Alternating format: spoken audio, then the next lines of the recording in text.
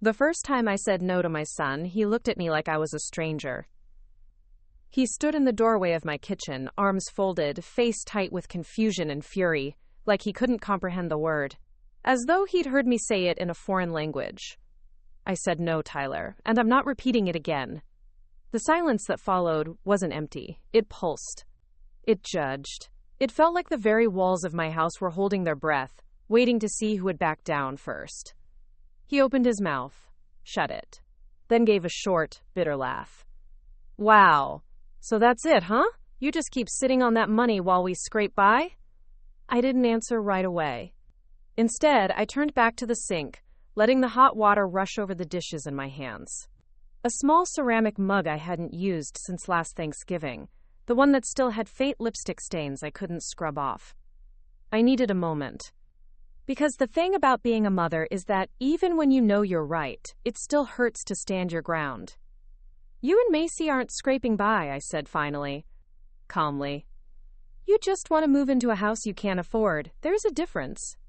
He scoffed. That's easy for you to say. You're sitting on 6 figures you never even earned. That stung. I turned off the faucet and dried my hands, slowly. Your father worked 37 years for that money. He wanted me to have it, to live comfortably, not to bail out every bad decision you two make. He stepped into the room, close enough for me to smell the coffee on his breath, not the good kind, the cheap instant stuff Macy swears by. So what are you going to do with it, huh? Let it rot in the bank? Or die with it and let some lawyer pick over what's left? That was it. I looked up at him then, really looked, and for the first time in a long time I saw not my son but a man I barely recognized, bitter, entitled, and something else, something darker, flickering behind his eyes. I'm not giving you the money, Tyler. Not now. Not ever.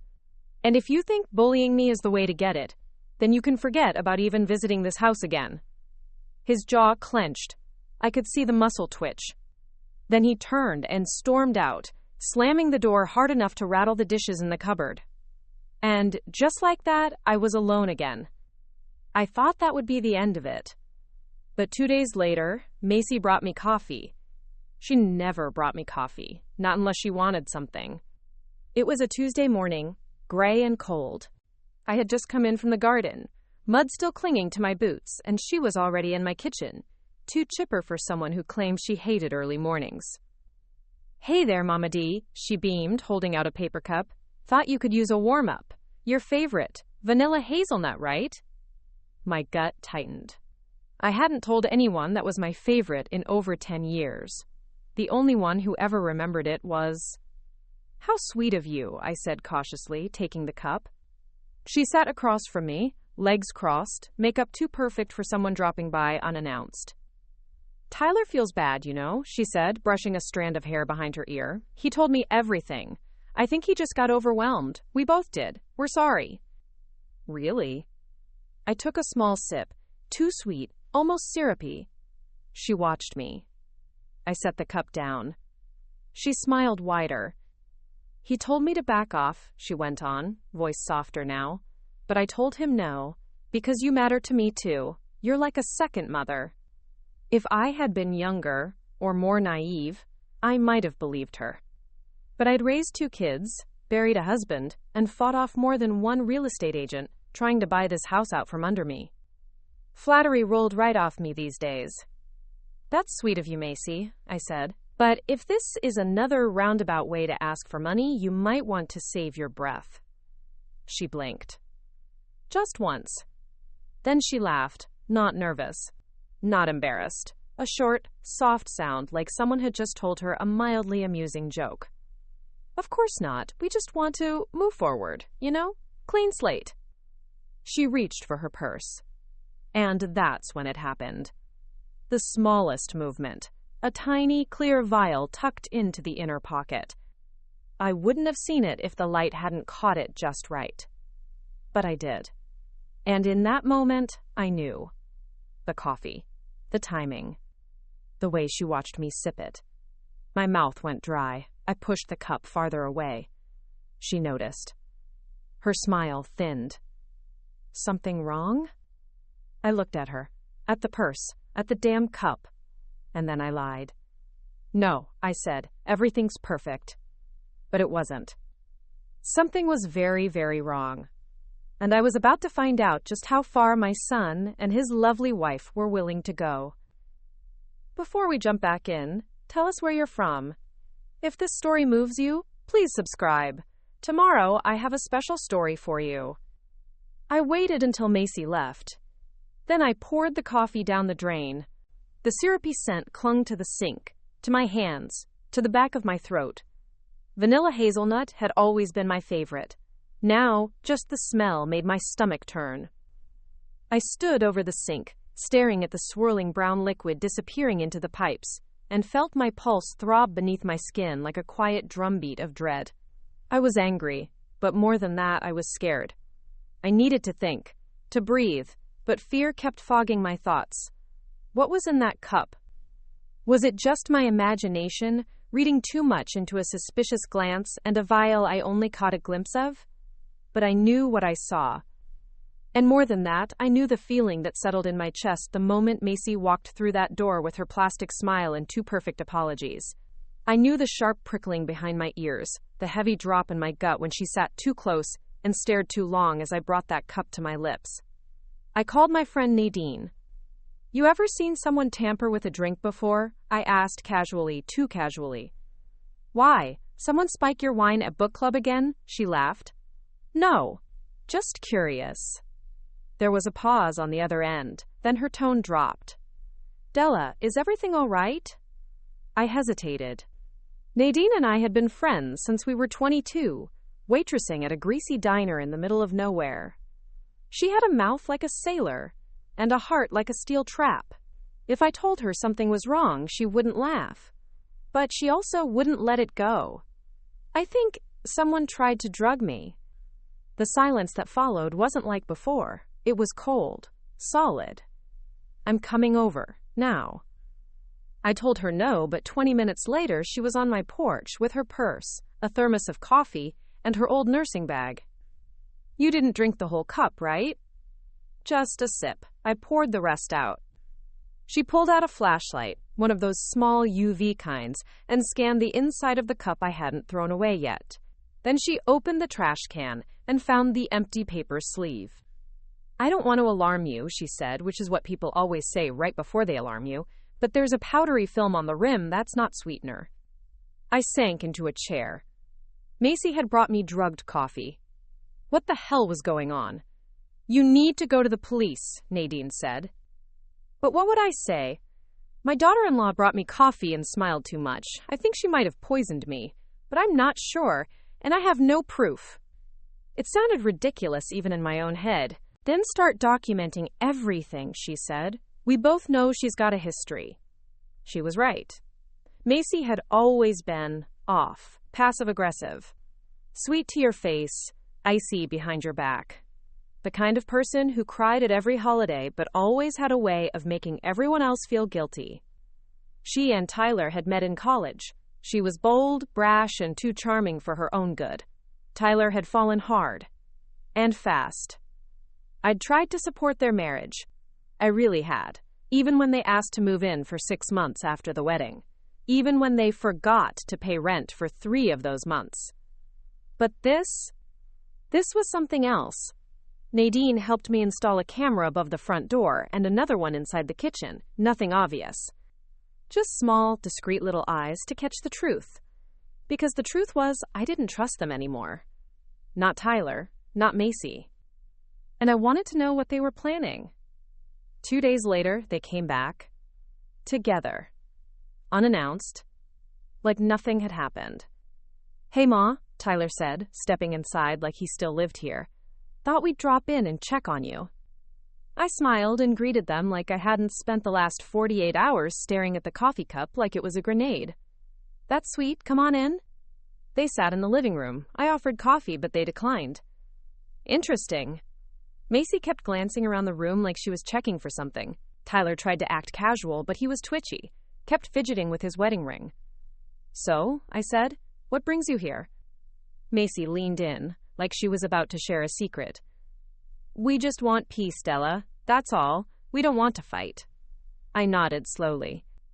She went on, Tyler has been under so much pressure. We've had a lot of expenses come up suddenly. Repairs on the car, insurance, a few medical bills. Ah, there it was.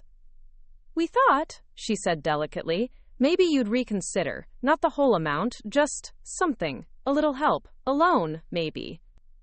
You already got your inheritance early, I said. When your father died, I paid off Tyler's student loans. That was more than generous. Her mouth pressed into a tight line. Tyler tried to jump in. We're just asking for a little support, Ma. Everyone else helps their kids out. You act like it's some kind of sin. It's not a sin to want boundaries, I replied calmly, or to expect grown adults to stand on their own feet. Silence. Then, Macy tilted her head. You sure you're feeling okay? You look a little pale. I smiled. I'm fine, just tired. She leaned forward. If you ever feel dizzy or weak, you let us know, okay? There it was again, that glint, that sharp, knowing twist behind her eyes. She knew I knew, and I knew she knew. But neither of us said a word. After they left, I checked the cameras. Nothing suspicious. But then, that night, I found a note under my doormat. Typed, no signature. It read, Be careful what you drink. She's done this before. My blood ran cold. I turned it over. Nothing on the back. Just clean, cold paper. I called Nadine. She was at my door within 10 minutes. We stared at the note under the kitchen light. You think someone saw her? Or someone knows her history? What do you want to do? I didn't know. Until the next day. I went to the library. Macy worked there part-time. I pretended to browse the new fiction section while watching her from the corner of my eye. She laughed too loudly with the other librarians. She moved like someone who had nothing to hide. Until she saw me. Her smile froze. I walked over casually. Hello, Macy. Della, hi. What a surprise.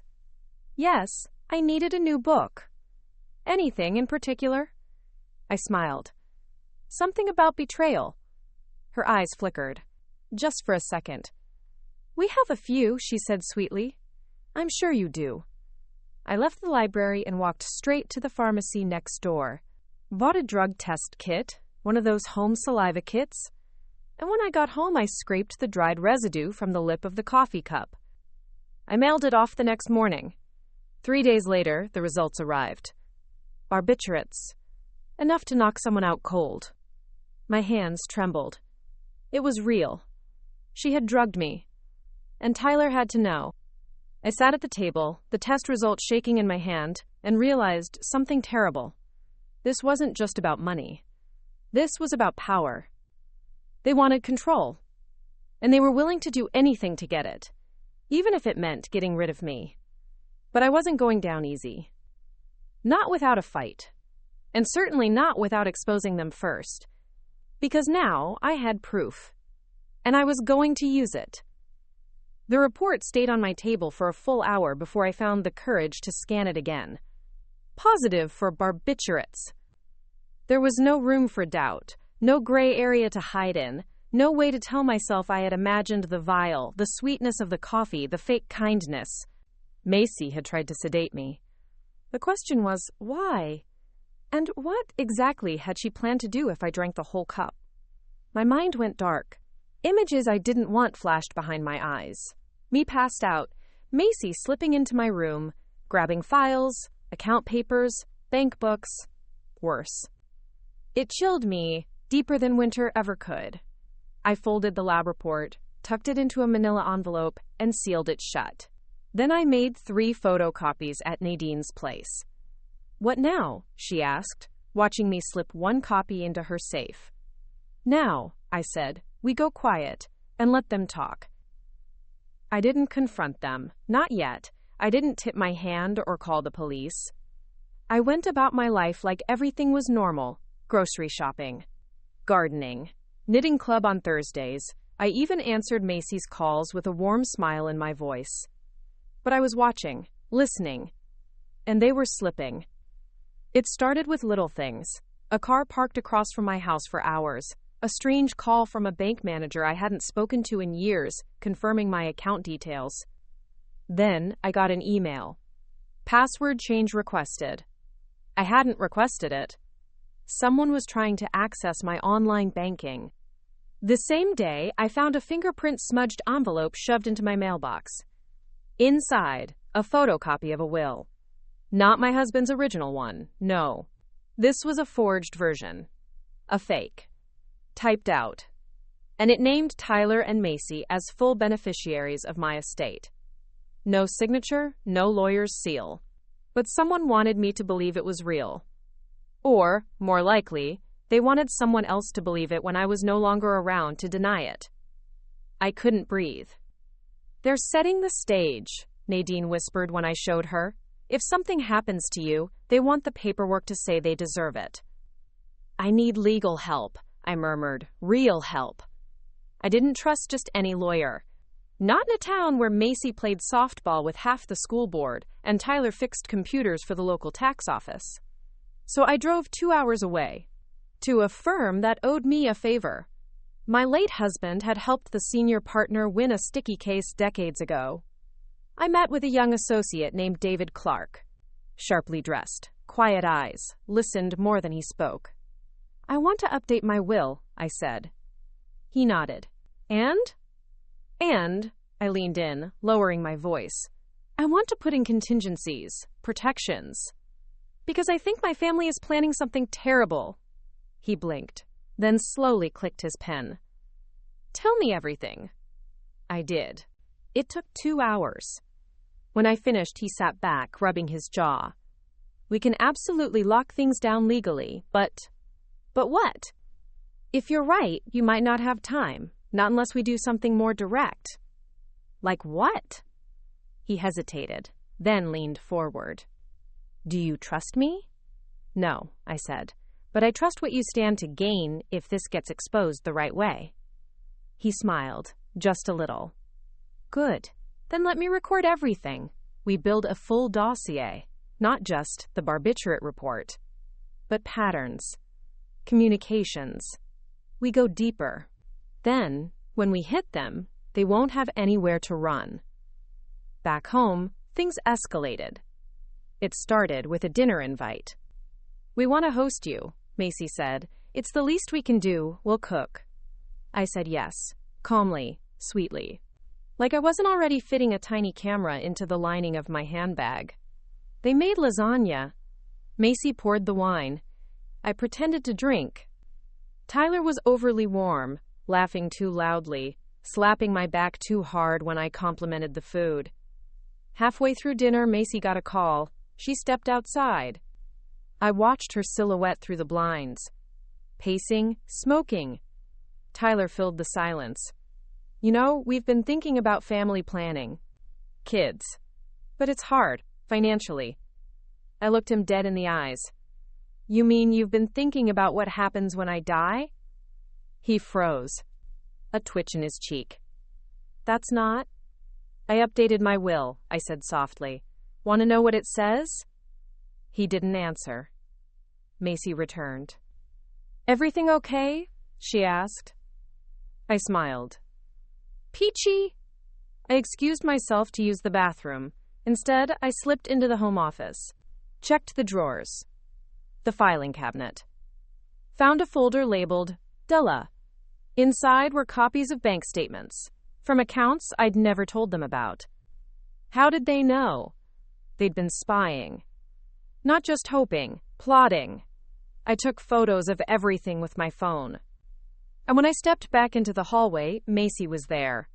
"Lose your way?" she asked sweetly. "Nope," I said. "Just wanted to wash my hands. You know, germs?" She watched me walk out. And for the first time, she didn't smile. The next morning, I found tire tracks in my garden. Deep, fresh, parallel. Like someone had pulled in, turned off the lights, and watched. I bought motion lights, a second set of cameras, upgraded locks, a legal protection plan through David's office. Then I made a call. To Tyler. "Meet me at the park, just us." He agreed. We sat on a bench near the lake, Ducks waddled by, completely indifferent to the unraveling of a family. "I know what you two are doing," I said. He stiffened, but didn't interrupt. "The fake will, the drugged coffee, the bank intrusions." "Mom." "Don't." I reached into my coat pocket, handed him a copy of the lab report, and a photo of the fake will. "You could go to prison for this." He turned white. "She said it was just to scare you," he whispered. "She said if you thought you were being watched, you'd fold. I didn't know about the drugs, I swear." I believed him, almost. "Then why the forged documents? The stalking?" "We were desperate," he said, hands shaking. "She's pregnant." I stood. "So you thought knocking me out and stealing my estate would be a fun start to parenthood?" "No, I didn't know how far she was going. I just thought—" I cut him off. "Here's what's going to happen. You're going to record everything you know, in your own words. And you're going to bring me every file she has on me. Or I go public." He looked away. "You don't know what she's like when she gets cornered." "I know exactly what she's like." 3 nights later, a rock shattered my front window. No note. No car. Just the shattering of trust, echoing through the night. I called David. "They're escalating." "Let me make some calls," he said. "I know someone in federal fraud enforcement." At 2 a.m., I got a text from Tyler. Just one word, help. Then nothing. Not a single word for the next 18 hours. I drove to their house. The front door was ajar. And inside? Silence. Utter, terrifying silence. The silence inside their house wasn't the peaceful kind. It was the kind that screamed something was wrong. The living room was still. One of the throw pillows had fallen to the floor. A glass lay shattered beside it, half in and half out of the rug, its contents staining the beige fabric like a quiet bruise. The curtains were drawn, but not fully. One swayed with the breeze from the open door. I stepped inside slowly, my eyes scanning the space I'd only recently left during that tense dinner. "Tyler?" No answer. I moved further in. The hallway to the bedroom stretched out like a tunnel. Something buzzed in my ears. Not a sound, not quite, but that instinctual warning that something was about to go terribly wrong. "Tyler," I said again, louder.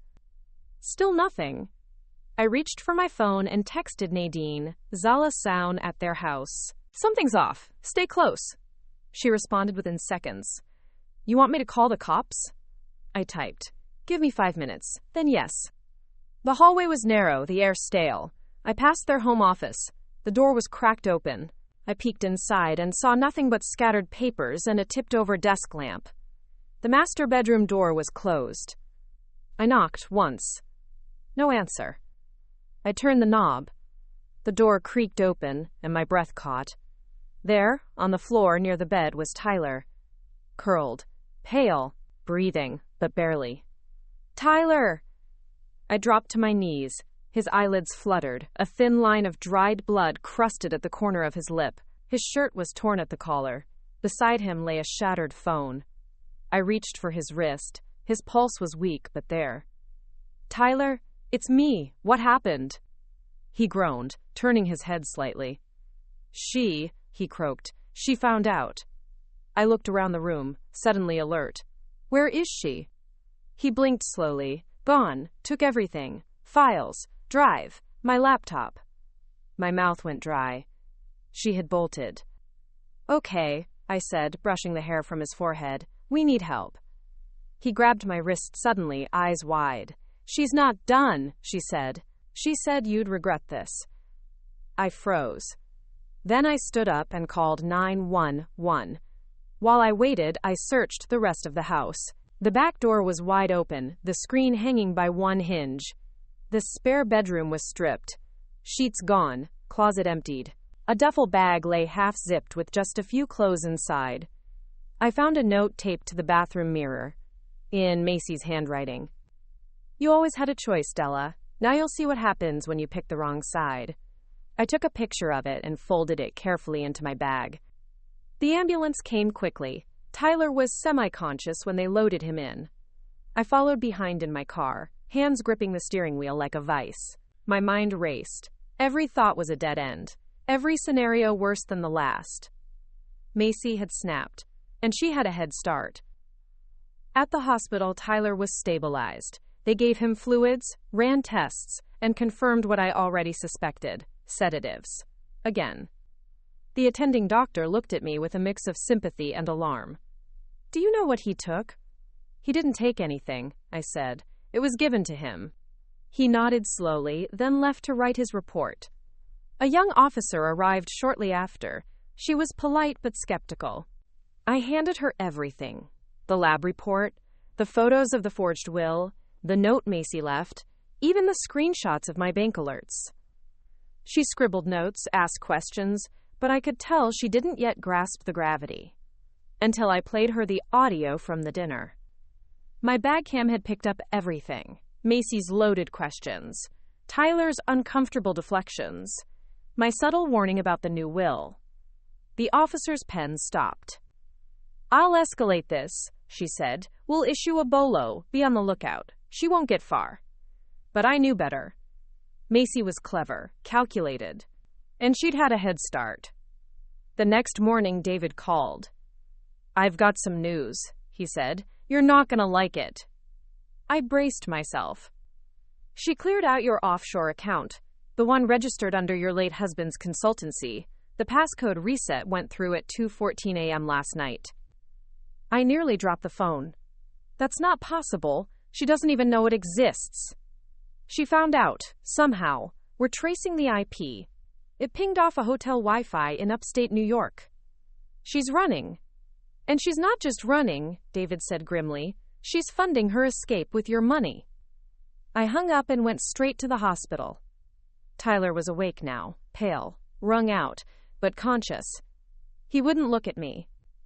"I didn't know she had your financial info," he said. "She must have found the folder, or maybe I left something open. You told her about the offshore account?"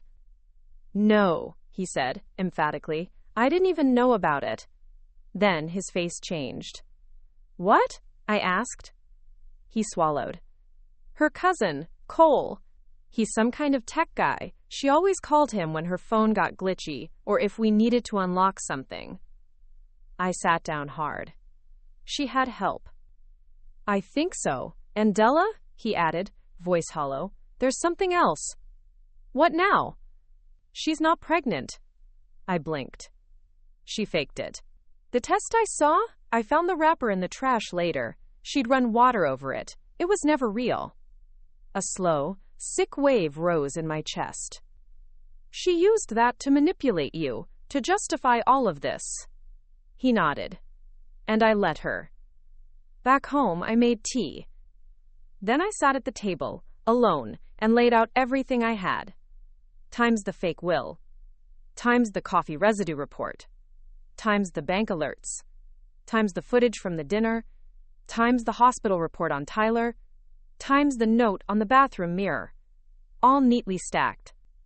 Then I opened a fresh journal. And I began to write down everything I remembered, every look, every phone call, every offhand comment that, in hindsight, now meant something else. I filled 10 pages before my hand began to cramp. Then I called David again. "We need to freeze everything," I said. "Now." "Already on it," he said. "She can't touch a dime more." And I pulled in a friend who specializes in asset recovery. "If she tries to transfer anything, it'll trigger alerts." "Can we track her?" He hesitated. "Not legally, but there are ways." "Do it." That night I dreamed of Macy. Her face hovered over mine, smiling. Only this time, she had a syringe in her hand. I woke up, drenched in sweat. 2 days passed. Then I got a call from a blocked number. I let it go to voicemail. When I played it back, my blood ran cold. It was Macy. Her voice was low, chilling. "You think you've won, but you don't know the first thing about me. I'm not the villain you think I am. I'm just the one who got tired of begging. Keep your lawyers. Keep your little trap recordings. You're going to end up alone anyway. Click. I played it for David, for the officer on the case. They both agreed. It was intimidation. But they also agreed on something else. This won't end with her hiding, David said. She'll come back. Why? I asked. Because people like her don't know when to stop. And he was right. Because 3 nights later, at 3:17 a.m., the motion camera caught movement on my porch. A woman, wearing a hoodie, looking straight into the lens, smiling. The image of Macy staring directly into the porch camera chilled me in a way no winter night ever had. She didn't try to hide. She didn't look scared. She looked calm, like she knew something I didn't. The footage showed her walking up my steps, glancing side to side as if checking for neighbors. She leaned forward, close to the lens, and smiled. Not a wide smile, just enough to make her point. Then she reached into her hoodie pocket, took something out, and left it on my welcome mat. A single white envelope. Then she walked away, no rush, just strolled down the driveway and out of frame. I watched the clip 5 times before I even opened the door. Nadine was already on her way over. I'd texted her the second I saw the alert. When I picked up the envelope, it was cold from the night air. My fingers trembled as I broke the seal. Inside was a single sheet of paper, typed. And on it, a question, times asterisk. What will you do when he turns on you again? Asterisk. No name, no signature, just that. I sat on the steps, the envelope clutched in my hand. She wasn't just trying to scare me now. She was trying to poison the last fragile link I had left with my son. Nadine pulled up minutes later, headlights bouncing across the gravel. She leapt out before the car fully stopped. You okay? She called. I held up the note. She read it and swore under her breath. She's trying to drive a wedge, make you paranoid. It's working. We brought the note inside and placed it in the evidence folder. Then I checked all the cameras again. Nothing else. No sign of her returning. Just that one appearance, like a ghost daring me to chase it. The next morning I called David. She was here. I sent him the footage. We'll enhance it, he said, and forward it to the investigator. Maybe we can track her from there. Then he hesitated. There's something else. My stomach dropped. What now? Your offshore account. She moved the funds to a crypto wallet. But there's movement. The funds are being converted into assets, quick ones. What kind of assets? Gift cards, transferable airline credits, even rental properties under shell names. She's trying to disappear. Then freeze her. We're trying, but she's fast, and she's using offshore loopholes to move things around before we can intercept. I leaned back in my chair, staring at the ceiling. This woman hadn't just married into my family, she was dismantling it piece by piece. And now she was trying to isolate me from the only person I had left. Tyler was discharged from the hospital 2 days later. He was thinner, quieter. I offered to let him stay in the guest room at my house. At first, he refused. I don't deserve that, he said. Maybe not, I said, but you need a place to heal, and we both need time. So he came.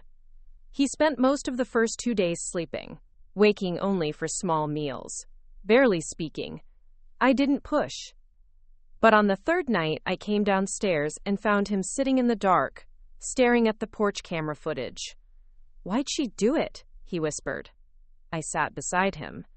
Because she thought she could. I let her. You trusted the wrong person. That doesn't mean you choose the wrong person. He turned to me, eyes rimmed red. What if she comes back? Then we'll be ready. He nodded slowly. There's something I haven't told you. My heart stuttered. What? He reached into the pocket of his hoodie and pulled out a USB drive. She made backups of everything. On this. I don't know what's on it exactly. She kept it hidden behind the wall panel in the laundry room, but I found it the night before she drugged me. I took it like it was made of glass. Did she know you found it? He shook his head. I don't think so. Then this may be our best shot. The next morning, I drove the USB to David in person. He didn't touch it with his main laptop. Instead, he opened a sealed, air-gapped device and inserted the drive. The contents were chilling. Folders labeled with my name, Tyler's, bank accounts, photos of mail I thought I'd shredded, audio recordings, some taken in my house, notes from private conversations, passwords, and something else. A video. He played it on mute. It was Macy, speaking directly to camera. In the background, a calendar, dated 3 months ago. She looked angry, wild-eyed. Her voice, though silent, was full of fury. David clicked the audio. They think they can just push me aside, like I'm nothing, like I'm disposable. But I've kept records of everything. If anything happens to me, these go public. And if I get what I deserve, then maybe I'll delete them, maybe. David paused it. She was preparing a deadman switch. Meaning, if she disappears, these files get released, probably set to autosend from a timed account. Can we stop it? He nodded slowly. If we find the source, then find it. Later that day, Tyler knocked on my bedroom door. He looked pale again. She texted me. What did she say? He handed me his phone. The message read, asterisk asterisk. Miss me yet? You should have picked a side. Now you get none. Times M asterisk. I handed the phone back. Don't respond. But what if she tries something?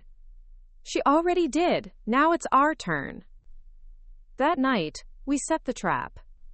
We took a decoy laptop, one of Tyler's older ones, and rigged it with dummy files labeled to look like inheritance paperwork, bank access spreadsheets, and updated will drafts. We set it near a window in the home office. Then we waited. The next night, around 1:22 a.m., the porch camera picked up movement again. This time, it wasn't Macy. It was a man, mid-20s, hoodie pulled low. He crept along the side of the house, found the window cracked just slightly, and slipped something inside, a signal booster. Tyler recognized it. That's Cole, her cousin. The booster blinked. And just like that, the decoy laptop was breached. Within 5 minutes, our alert pinged. David and his cyber investigator were on the line. We got the IP traced to a burner connection 3 miles away. We're dispatching local authorities. It wasn't just the IP. The breach had also triggered a silent download protocol. Cole had unknowingly infected his own device with a trace. Now we could follow him. And by extension, Macy. 20 hours later, David called with the final update. We got her. I nearly dropped the phone. Where? Buffalo. She was hiding in a short-term rental under a fake name. Tried to get a rental car using a prepaid card. Got flagged. I sat down slowly. And the money?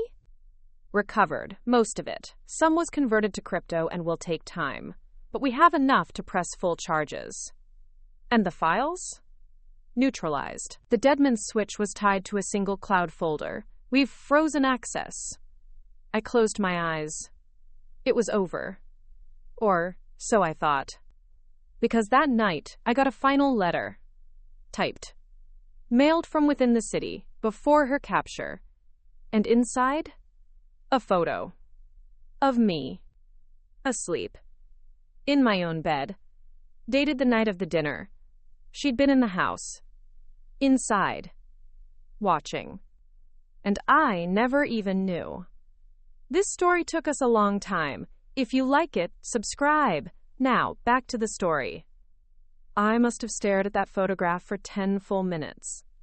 My own face, slack with sleep. Pillow creased. The lamp still on, casting soft shadows across the comforter. My reading glasses on the nightstand. Everything so familiar, yet made alien by the fact that someone else had been there, watching, waiting, inside my home. The timestamp in the bottom right corner confirmed what I feared. It was the night of the dinner. She hadn't just drugged the wine and smiled through lasagna. She had come back after, let herself in. Walked through my house, past the rooms, past the photos of my children, the wedding portrait of me and Charles. She had stood at my bedroom door, camera in hand, and taken that photo. It was a violation so profound I felt sick. Nadine was the first to see my face when I emerged from the bedroom. She didn't ask, just took the envelope from my hand and flipped it open. "Jesus Christ," she whispered. "She was under the house." "Yes." "With you sleeping in that bed?" "Della, she could've." "She didn't," I snapped. My voice sounded harsh, even to me, but I couldn't help it. My whole body was humming with a quiet rage. A rage that coiled tighter with each hour that passed. David arrived within the hour. I didn't call him, Nadine did. He brought a private security specialist with him, someone from his firm, ex-military, all angles and silence. The kind of man you don't question when he starts screwing reinforced locks into your front and back doors. The house became a fortress overnight. "You're not staying here alone again," David said firmly. "I'm not leaving." "Then Tyler stays, and we rotate someone on watch. Until Macy's officially charged and arraigned, there's still risk." I nodded. My throat was tight. I wasn't used to fear feeling this personal, this invasive. I felt hunted. The next few days blurred. Detectives came. They collected the photograph, the envelope, and footage from the porch camera. They told me Macy had lawyered up, refused to speak, claimed she had an alibi for the night in question. But she didn't, and they knew it. Still, without direct witness testimony or fingerprints inside the bedroom, she had room to maneuver. "She's good at creating doubt," the lead detective admitted. "But she underestimated how much documentation you've built. And frankly, she left too much behind."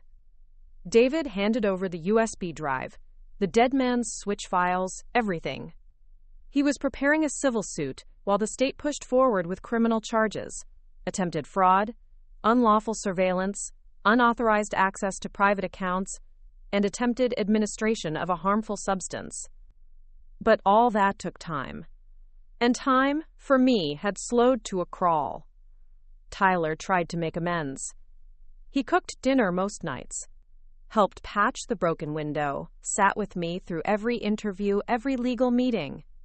But I saw the guilt in his eyes. Saw the way he looked at the floor when I spoke to the lawyers, the way he avoided Macy's name, as though even saying it aloud would resurrect her. One morning, I found him in the garage. He was tearing apart an old box of his college belongings, inside a folder labeled "Letters." From her. "Trying to figure out when it started?" I asked softly.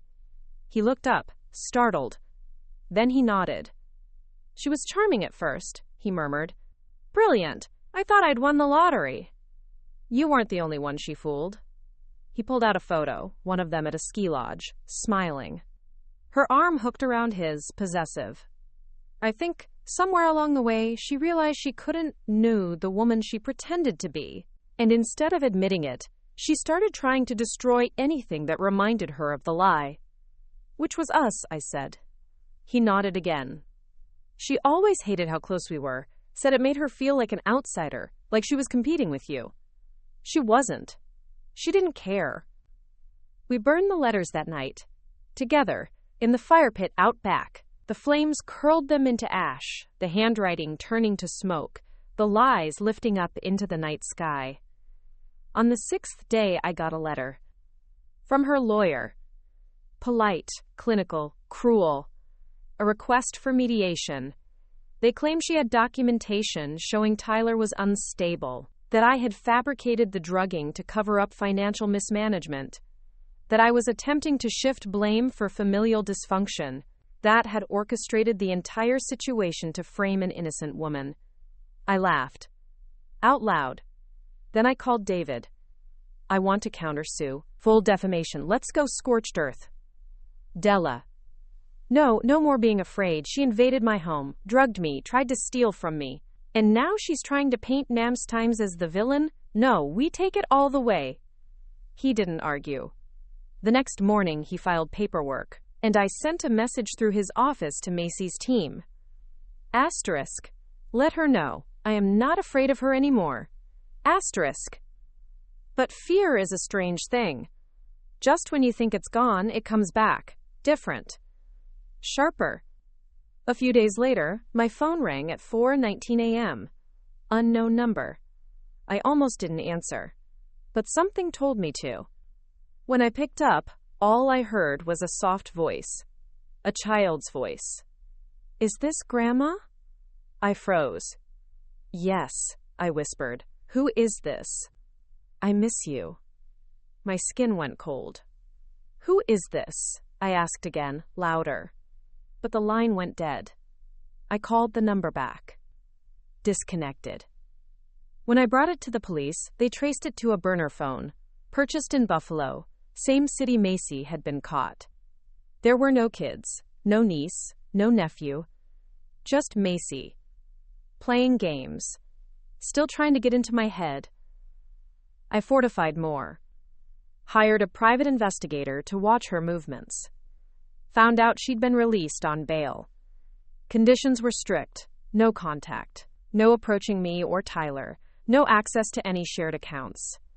She was staying in a rental under watch. Her passport confiscated. Still, she was clever. Slippery. She used others to reach me. Emails from unknown addresses. Cryptic voicemails. A bouquet of lilies sent anonymously to my address. Lilies. Charles had given me lilies on our wedding anniversary every year. She'd done her homework. David suggested relocating. Temporarily. Just until trial. No. You sure? She took enough. I won't give her my roots too. So I stayed. And every day I did, she lost a little more of her power. Because control only works when the other person is afraid. And I wasn't anymore. I'd built a fortress, not just around my house, but inside my mind. And in the middle of it, I kept one photograph of me, sleeping, not as a warning, but as a reminder that I survived. The first snow fell the morning we got the court date. Not just a light dusting either. A thick, silencing snowfall that turned the yard into a sheet of glassy white and muffled every sound like a cotton-stuffed ear. I stood at the kitchen window holding a cup of tea, watching it pile up across the steps, the bushes, the stone path Charles and I had laid by hand 20 years ago. David's voice echoed in my ear from the phone. January 4th, 2 weeks from today, civil hearing for damages and preliminary criminal testimony. She'll try to stall it, I said. She already did, twice. Judge denied her again this morning. I nodded, slowly. This time, we speak. On record. In full. My fingers gripped the cup tighter. Let's make sure it counts. Tyler was in the workshop, sanding down the frame of an old dresser he found in the garage. It was one of Charles's, built back when furniture was still made from thick oak and not factory pine. He worked in silence mostly now, but the kind of silence that healed rather than haunted. I watched him through the foggy glass of the back door, and I thought, maybe there's something left to rebuild after all. When he came in later, snowflakes clinging to his hoodie, he handed me something. A small, folded paper, brown from age, the corner torn. What's this? One of Dad's. I unfolded it slowly. It was a checklist, handwritten. In Charles's neat, mechanical scrawl, Toss protect the family. Times don't wait too long to say no. Times people lie, but numbers don't. Times Della always knows. I laughed. The sound caught in my throat. Where did you find this? Taped under the drawer of the dresser, hidden like some secret code. I touched the list gently. He had always trusted me, even when I didn't trust myself. Maybe that's what Macy underestimated the most. I wasn't just a widow guarding a nest egg. I was a woman who had learned, slowly, painfully, how to protect everything that mattered. The week before the hearing, Macy's lawyer sent another letter. This one, more aggressive. A list of complaints and accusations, claims of emotional abuse, manipulation, mismanagement of Tyler's finances. Even falsified statements accusing me of coercion and paranoia. David read it twice. "This isn't a defense," he said. "It's a smokescreen. She wants to confuse the court, make you look vindictive." "Then we stay clear," I said. "No name-calling, no theatrics. We let the evidence do the talking." But the next day, Macy tried something new. She showed up at my church. In the back pew. In a long gray coat. Eyes hidden behind sunglasses. I saw her as I turned to leave after service. Our eyes met. She didn't smile this time. Didn't speak. Just stood. And left. No words. Just a warning. Or maybe a farewell. Either way, it didn't matter. Because now, the whole town knew. People had begun to whisper. Mrs. Eldridge from the flower shop stopped me mid-sidewalk. "That girl? She always gave me the creeps," she said. "I hope you bury her in court." The librarian, Martha, brought over a fresh loaf of banana bread and whispered, "We're all rooting for you." Even Sheriff Callum, who'd been neutral from the start, shook my hand on Main Street and said, "Takes a lot to go through what you have and still hold your head up." Macy may have tried to isolate me, but all she'd done was draw the circle of my life tighter around the people who mattered. The night before the hearing, I couldn't sleep. Tyler was up too, sitting by the fireplace, the old dog, Jasper, snoring beside him. I sat across from him, sipping hot water with lemon. "You ready for this?" I asked. He shook his head. "But I'll do it anyway." That's when I knew he'd changed. The old Tyler, before Macy, used to run from hard things. Used to joke his way through anything uncomfortable. But now? He looked me in the eye. "I'm sorry it took me so long to see her, to see all of it. You were in love, that's not a crime." "No, but ignoring the red flags is." He reached into his coat and pulled out a piece of torn paper. Another note from Charles's drawer. This one said, "When someone shows you who they are, don't blink." The courthouse smelled like old wood and disinfectant. The benches groaned when we sat. Macy entered from the other side, her hair pulled into a neat chignon, pearl earrings, a soft gray suit that made her look smaller, younger. She sat beside her lawyer, hands folded. But her eyes found mine, and for a moment, just one, her mask slipped. Not fear, not regret, hatred, cold, sharp hatred. The proceedings began. David laid out the timeline, the fake will, the attempted financial theft, the forged documents, the digital trail, the drug test. Then Tyler spoke. His voice was clear, honest, strained, but firm. He admitted his mistakes, his blind loyalty, his guilt. He described the night she drugged him, the way she manipulated his trust, the pressure, the confusion. "She broke me," he said, "but she almost broke my mother too, and that I can't forgive." Macy's lawyer tried to object, claimed it was emotional speculation. The judge let it stand. Then it was my turn. I walked slowly to the witness stand, held my hand steady, and told the truth. Everything. From the coffee, to the notes, to the hidden camera, to the last photograph, the one of me sleeping. You could have heard a pin drop. When I was finished, Macy's lawyer stood up. "Mrs. Arden, do you believe your daughter-in-law to be capable of violence?" I stared at her, then looked straight at Macy. "I believe she already committed it." The judge didn't rule that day, but we knew. The tone had shifted. The air felt different. Even Macy knew. She stormed out of the courthouse, leaving her lawyer behind. She didn't even look back. That night, the snow returned. Thicker this time, quieter. I sat by the window again. Cup of tea in hand. Tyler sat beside me, reading one of Charles's books. And for the first time in months, I felt something I hadn't dared believe would come back. Peace. Not because the danger was fully over. Not because the court had ruled. But because I had faced it. All of it. And I hadn't blinked. The ruling came on a Wednesday. Not with fanfare, not with a gavel bang or gasps in the gallery. Just a manila envelope delivered by courier to David's office and a curt phone call.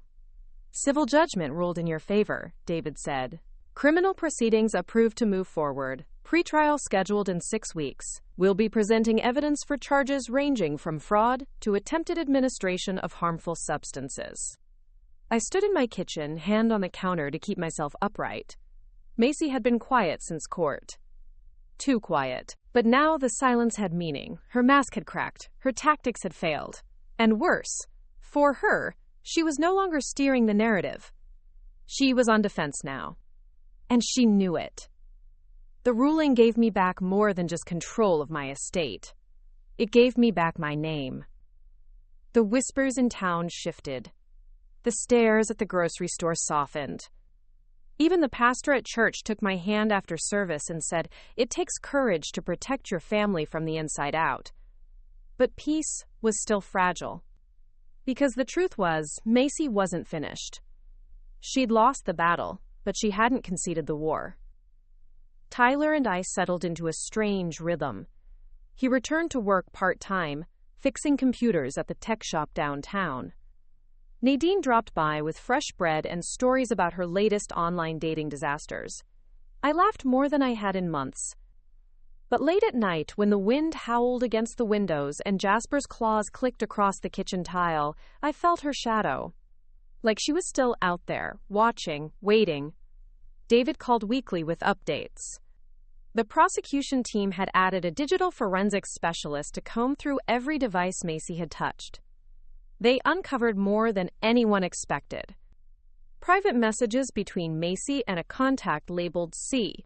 Files documenting not just my information, but other names. Other Stora's families. Banking data. Personal schedules. Notes on inheritance disputes. She had a pattern, David told me.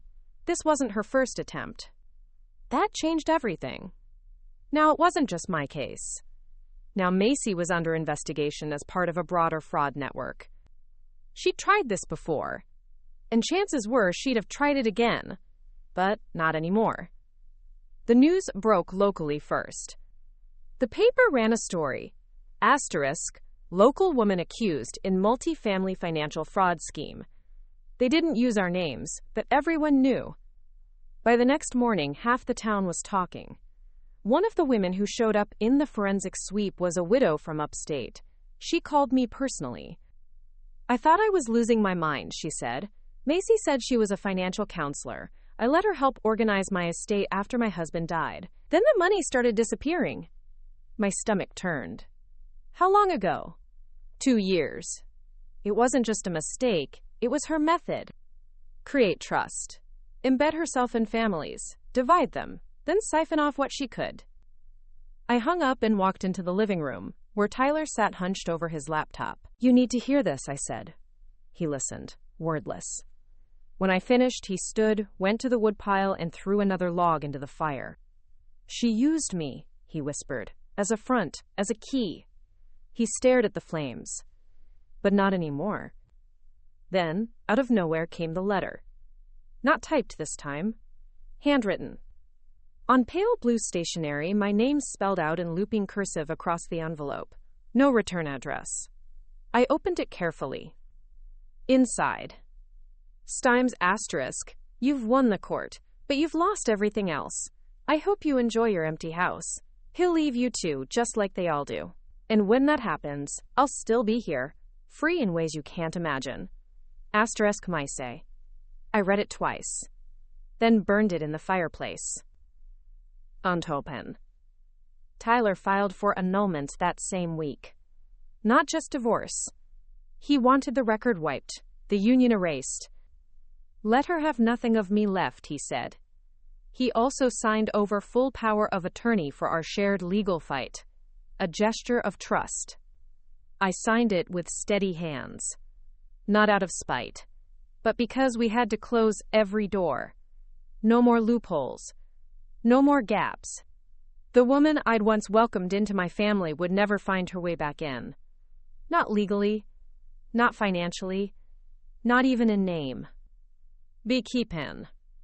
We installed new locks again. Motion detectors. A third camera at the end of the drive. David offered a security service. I'll think about it, I said. Because part of me still clung to that stubborn thread of peace, of reclaiming normalcy without needing to guard every breath. But the other part, the part that still sometimes flinched at the smell of hazelnut coffee, that part wasn't ready to relax. The day the prosecution filed additional charges, the sky split open with rain. David called while I was pruning the garden. She's officially being charged with conspiracy, identity theft, and exploitation of vulnerable adults. Bail revoked. She's being moved to county jail until trial. I let the shears fall into the soil. Tyler came running when he heard me laugh. Not because it was funny, but because it felt like something inside me had finally cracked open. Freedom. Real, unshakable freedom. She was no longer just a threat. She was a case number. A docket. A defendant. And soon, a conviction. Nadine threw a celebration dinner that weekend. Roast lamb, fresh sourdough, a bottle of wine we'd been saving for years. Justice Lamb, she called it, raising her glass. Even Tyler smiled. Later, we lit a fire out back. The air was cool, the sky wide and velvet black. We didn't talk about Macy. We talked about books. About plans. About maybe planting vegetables in the spring. Tyler said he wanted to go back to school, something in cybersecurity maybe. I want to protect people the way I should have protected you. You're already doing that, I said. We clinked mugs of cocoa. And for once, the past felt far away. But I kept the photograph. The one she took of me sleeping. Not out of fear anymore. But because I wanted to remember. Not just what she did, but what I survived. The days after Macy's incarceration passed, like the thawing of a long, bitter winter. There were no dramatic milestones, no triumphant trumpet blasts, just the slow return of small comforts. The sound of the kettle whistling, the birds returning to the feeder, Tyler's soft laugh drifting down the hallway as he watched some old sci-fi show I'd never understood but now welcomed as background noise. Healing, I learned, doesn't arrive like a storm. It creeps in quietly, barefoot, gentle. The news of the charges continued to ripple through town. More victims came forward, 2 older men from across the state, both widowed, both targeted by Macy through the same pattern: emotional intimacy, financial advice, manufactured crises. She'd never cared about the money alone. She fed off the vulnerability, the need. Tyler was called in to give further testimony. He didn't flinch. He brought records, emails, even voicemail backups. David updated us weekly. The case was growing stronger. The district attorney now wanted to consolidate Macy's various charges into a broader trial involving interstate fraud. Her attorney's trying to broker a deal, David told me over coffee at my kitchen table. Of course he is, I said. She always looks for the shortcut. She wants to avoid jail time in exchange for restitution and a public apology. I laughed. Restitution she can't repay, and an apology no one will believe. I advised them we're not interested. Good. I set my cup down. She belongs in a courtroom, not in front of a camera with a fake sorry and a press agent. He nodded. I'm with you. The following weekend, I hosted a dinner. Small, just a few close friends. We made roasted chicken and rosemary potatoes. Nadine brought her famous apple pie. Tyler lit the fireplace while Jasper circled underfoot, begging for scraps. After we ate, Martha from the library reached into her tote and handed me a worn paperback. The Woman Who Knew, I read aloud. You always liked this one, she said. Figured it's time you reread it. Different ending now. Everyone chuckled, but I felt tears sting behind my eyes. I wasn't the woman who used to read that book. I was something else now. Not broken. Tempered. Late that night, after everyone had gone, Tyler and I sat on the porch with 2 cups of cocoa. Snow had melted. The garden beds lay wet and raw, but alive beneath the surface. You ever think you'd feel normal again? He asked. I shook my head. No, but maybe this isn't normal. Maybe this is something better. He looked at me. Thank you for not giving up on me. I never did. I just waited until you came back to yourself. His eyes welled. He turned away, pretending to watch the stars. In the following days, we made plans. We started organizing Charles's old workshop, sorting his tools, labeling cabinets, restoring the bench he'd used to build so many things, furniture, model trains, once even a cradle. I found a letter tucked behind a dusty stack of manuals, addressed to me, written years ago. In it, Charles wrote about legacy, about what it meant to leave something behind that couldn't be stolen. Not money, not land, but strength, memory, the kind of love that roots itself deeper than fear. Protect the heart of the house, he wrote, and everything else will fall into place. I read it 3 times. Then I framed it, hung it in the hallway, right where Macy had once lingered, studying my photos like prey. She'd never understood what made this place powerful. It wasn't the deed or the cash. It was the grit buried in the walls. A week later, I got a call. Blocked number. I didn't answer. But this time, there was a voicemail. I braced myself. But it wasn't Macy. It was her mother. Her voice was soft, southern. I heard what happened. We're not close anymore. Haven't been since she left home. But I wanted to say, I'm sorry. For what she did to you. For how she used your son. We tried to warn her years ago. She doesn't listen. I hope you heal. I hope he does too. I sat with the phone in my lap for a long time. Then I deleted the message. Not out of spite, but because it belonged to a version of Macy that was no longer my concern. Spring crept in. The snow faded for good. Buds appeared on the dogwood tree. Tyler built raised beds in the garden. I planted tomatoes and basil. Jasper chased squirrels with new energy. One afternoon, I got a letter from the district attorney. Trial was set. June 3rd. Full jury. Multiple plaintiffs. This will be public, David warned. High profile. She'll try to spin it. Let her, I said. Truth doesn't fear the light. I started writing again. Not just in the journal, but real writing. A story about a woman whose life was upended by betrayal, who found herself not weaker, but wiser. Not alone, but surrounded by a quieter, fiercer love than she ever imagined. I didn't know if I'd finish it. Didn't know if anyone would read it. But it felt good to write. To reclaim the pen from Macy's twisted narrative. One night, Tyler came in with a package. No return address, he said. I opened it slowly. Inside was a single photograph of a woman I didn't recognize, standing in front of a house, smiling. A sticky note on the back read, Times asterisk, another one. She tried me too. I got away. You saved me. Asterisk. No name. No number. Just the truth. And for the first time since this began, I wept. Not for what I'd lost, but for what I'd stopped. Trial week began with rain. Not just a drizzle, but a thick, unrelenting downpour that made the sky look bruised and heavy, like it too was exhausted by all we'd been through. David picked me up early Monday morning. He wore a dark coat, rain beating off the shoulders, and carried 2 legal pads tucked under one arm. His face was calm, but his eyes flicked toward the courthouse like it held something waiting to bite. Tyler rode with us. In the back seat, silent. His hands were folded, but I could see the tension in his knuckles, the way his jaw kept tightening every few minutes, like he was chewing a memory he couldn't spit out. No one spoke much on the drive. What was there to say? We'd lived the story. Now we just had to tell it. The courthouse steps were crowded by the time we arrived.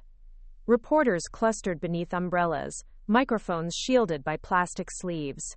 Cameramen jostled for position, Somewhere in the chaos, someone snapped a photo of me, one of several I'd later learn that would end up online. Macy hadn't arrived yet.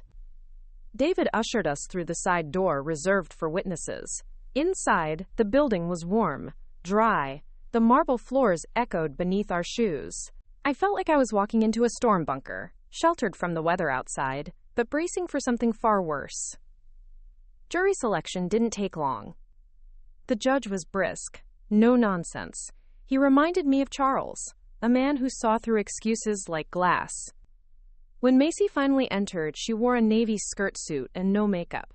Her hair was pulled back in a simple braid. She looked plain, deliberately so, as if she were trying to appear smaller, more vulnerable, less threatening. But it didn't matter, because the truth had weight. And this time, it was finally on our side. The prosecution opened strong. They laid out the timeline, introduced evidence with calm precision, the forged documents, the financial records, the toxicology report from the coffee cup, the digital messages, and most damningly, the photograph of me, asleep. They projected it on the screen. A collective shiver passed through the courtroom. Even the bailiff shifted uncomfortably. Macy didn't look up. Not once. Not even when Tyler took the stand. He told the story straight. No dramatics, no fluff. He described how she'd isolated him, pressured him, fed his fears while subtly undermining me at every turn. She weaponized love, he said quietly. She used it to gain control. And then she tried to erase the people who wouldn't give her what she wanted. The courtroom held its breath.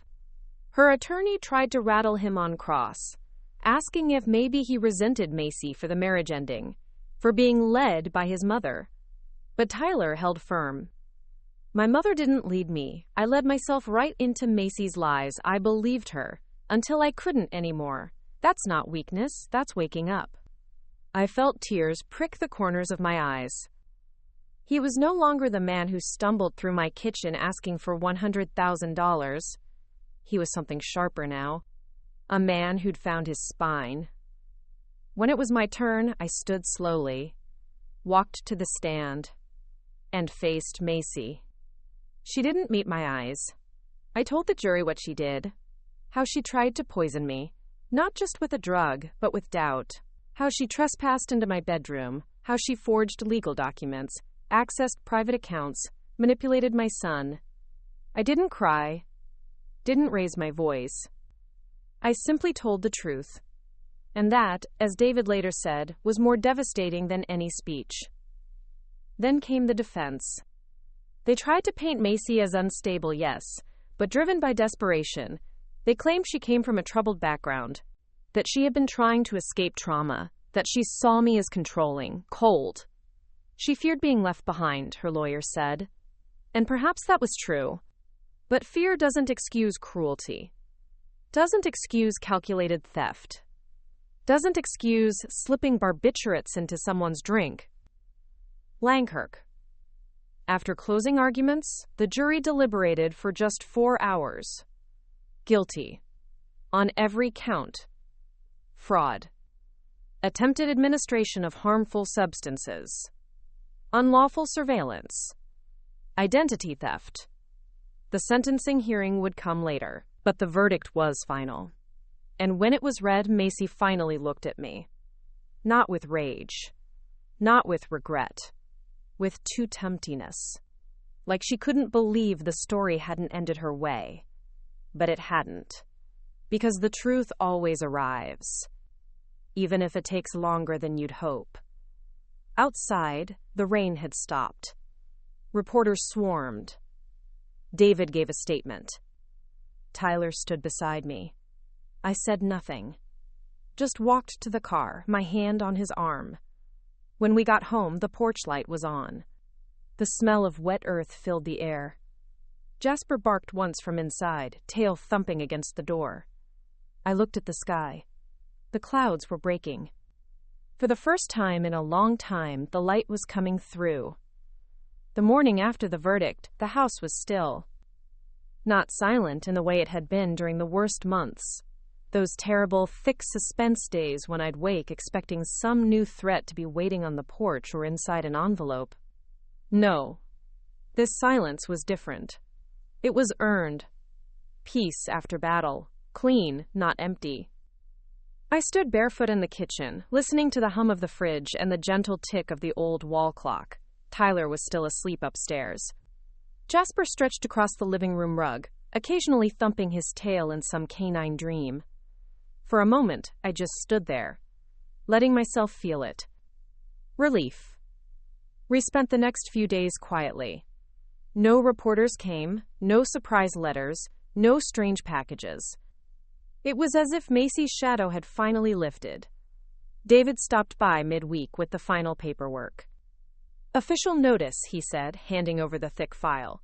"The court has issued a permanent restraining order, lifetime. The civil damages have been converted into judgment liens. If she ever makes $1 again, part of it goes to you and the other victims." I nodded. I'd never expected to get any of that money.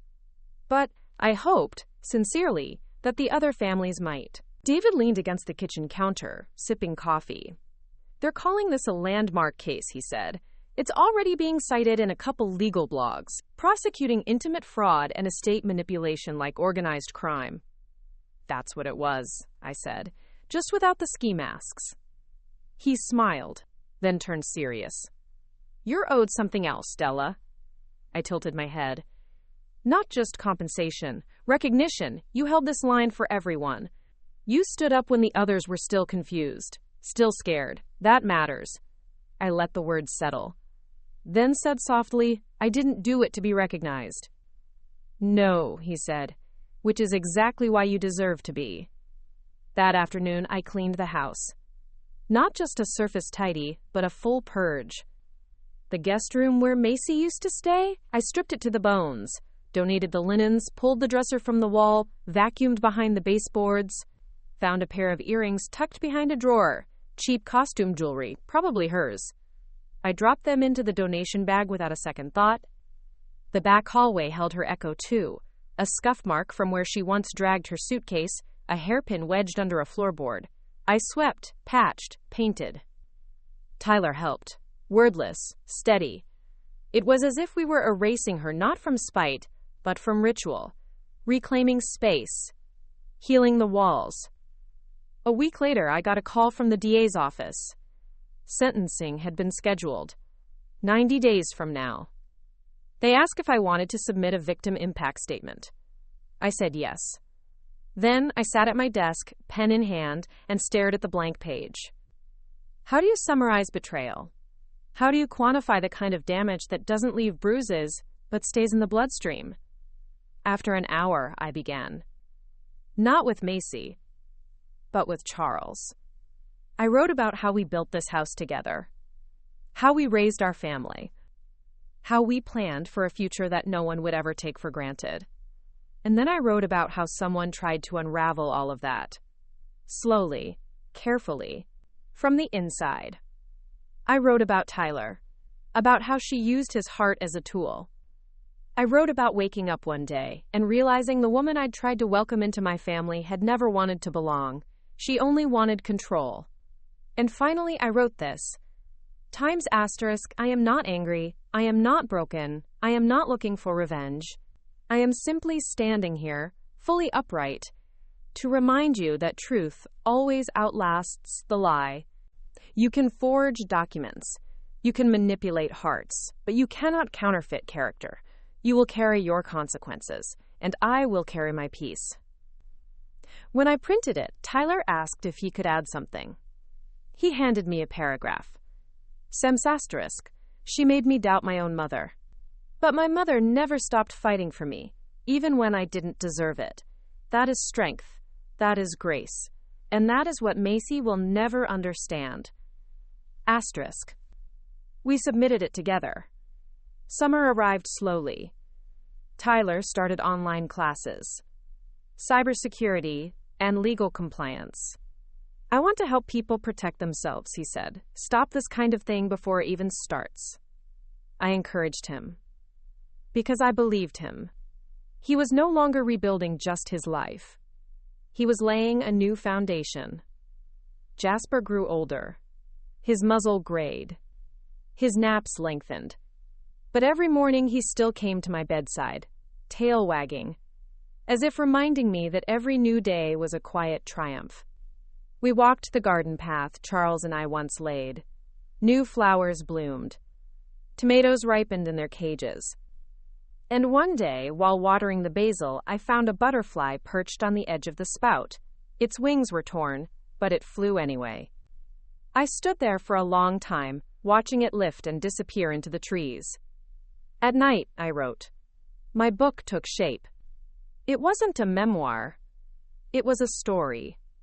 A woman, a son, a betrayal, a reckoning. But also a home, a dog, a garden, and the quiet rebuilding of something sacred. People asked me if it would be a happy ending. I said no. It's a true ending. And those are always better. The day before Macy's sentencing, I received one last envelope. No return address. Inside, a single note card. Typed. Times asterisk, enjoy the victory. I'll be free again. You'll still be alone. Asterisk. I burned it. Then sat down and wrote something else. On plain paper. In my own hand. Times asterisk, you don't scare me anymore. Asterisk. I didn't mail it. I didn't need to.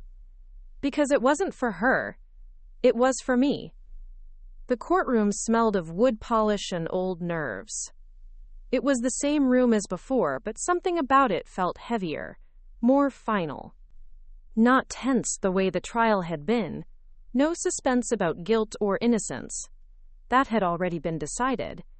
This was about consequences. Tyler sat beside me in the second row.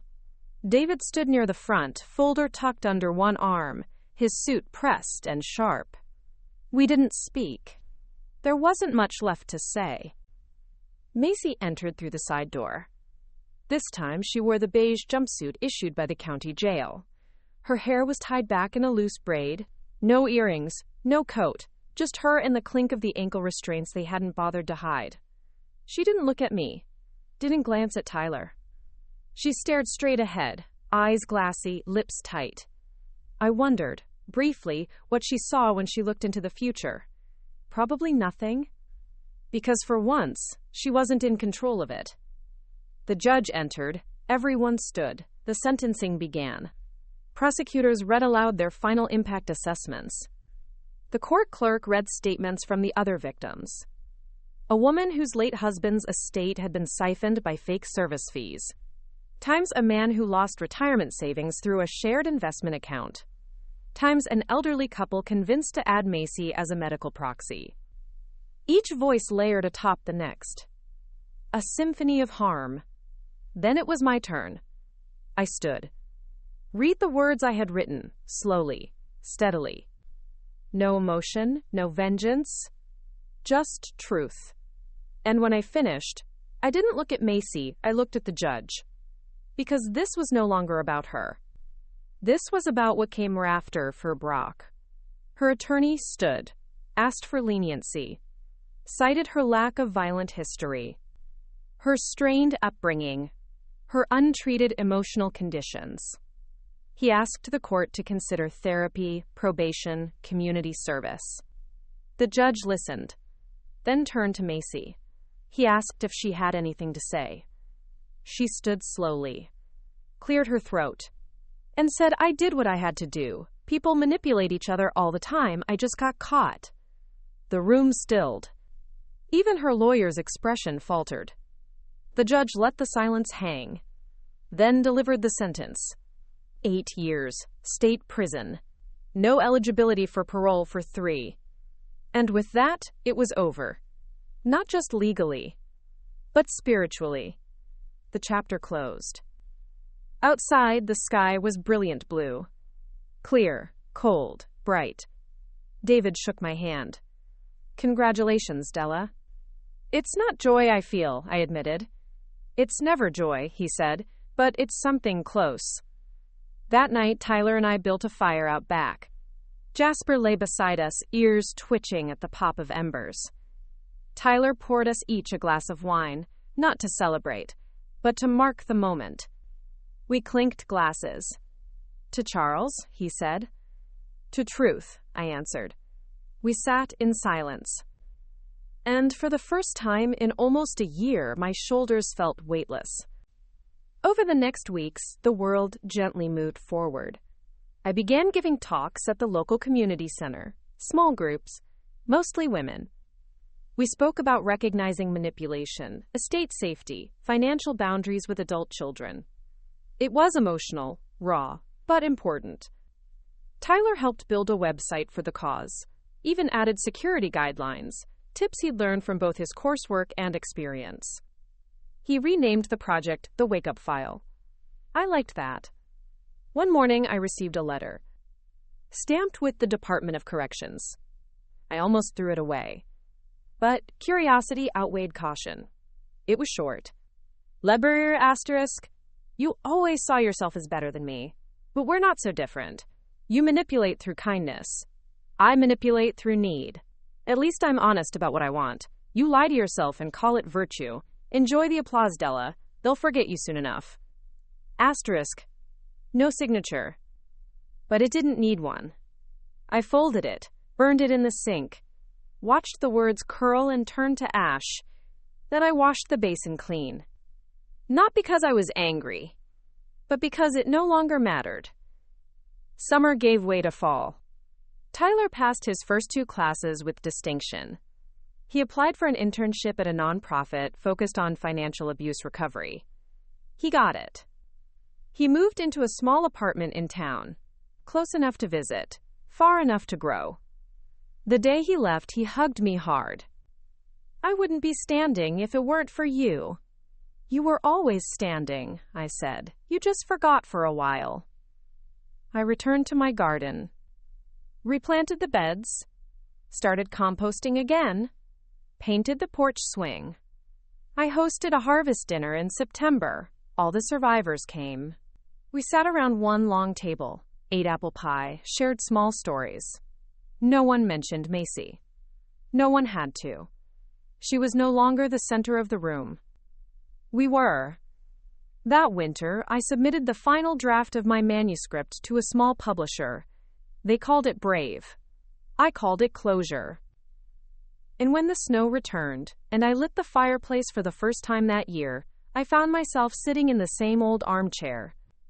Only this time, I wasn't waiting for the doorbell, or the mail, or the next betrayal. I was just sitting, in peace. Which, as I'd come to learn, is the rarest form of justice there is. The first winter after the trial was a gentle one. The snow came soft and steady, but never fierce. The wind howled once or twice, but it was the kind of howl that asked for a quilt and a cup of tea, not for fear or vigilance. I no longer flinched at shadows on the porch. I no longer paused before answering the door.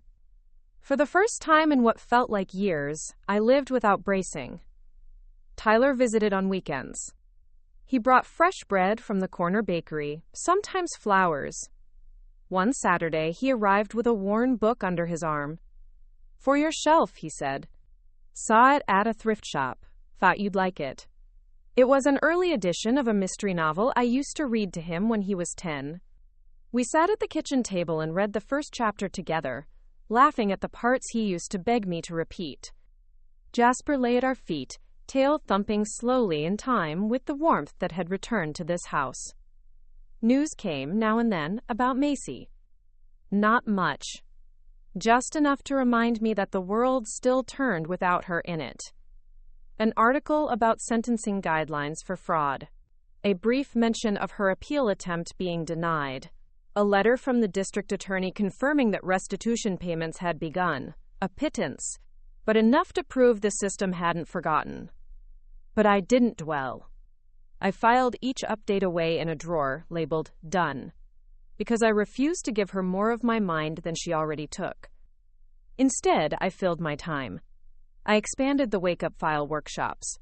What began as 5 women in a church basement became 30, then 60. then a regional program sponsored by 2 nonprofits. David helped me register the initiative as a formal organization. He laughed when we signed the papers. From courtroom to boardroom, he said. I smiled. Let's just hope the coffee's better. One evening, I was invited to speak at a statewide conference. Financial Abuse Prevention. Tyler drove me to the hotel, carried my bag, sat in the front row. My speech was 15 minutes. I told them what I'd lived. I ended with this. Phi's asterisk. There is no shame in trusting, but there is power in surviving. Power in reclaiming your story. Not to erase what happened, but to ensure it doesn't happen again. Not to you. Not to someone you love. I am not the woman who was tricked. I am the woman who refused to stay quiet. They stood when I finished. Not for applause, but in recognition. I saw it in their eyes. The ones who knew exactly what I meant. That night, Tyler and I walked by the river near the hotel. The lights reflected in the water. He shoved his hands in his coat pockets. You really think she'll stay gone? She won't be able to hurt us again, I said. But what if she tries to come back? I stopped, looked at him.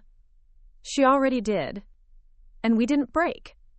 He nodded, then looked away. She was the worst mistake I ever made. No, I said gently, she was herself. Your mistake was thinking you could love her into being someone else. He was quiet a long time, then whispered, You always see it clearer. I touched his arm. No, darling, I've just had more years to practice. Spring returned with green shoots and longer days.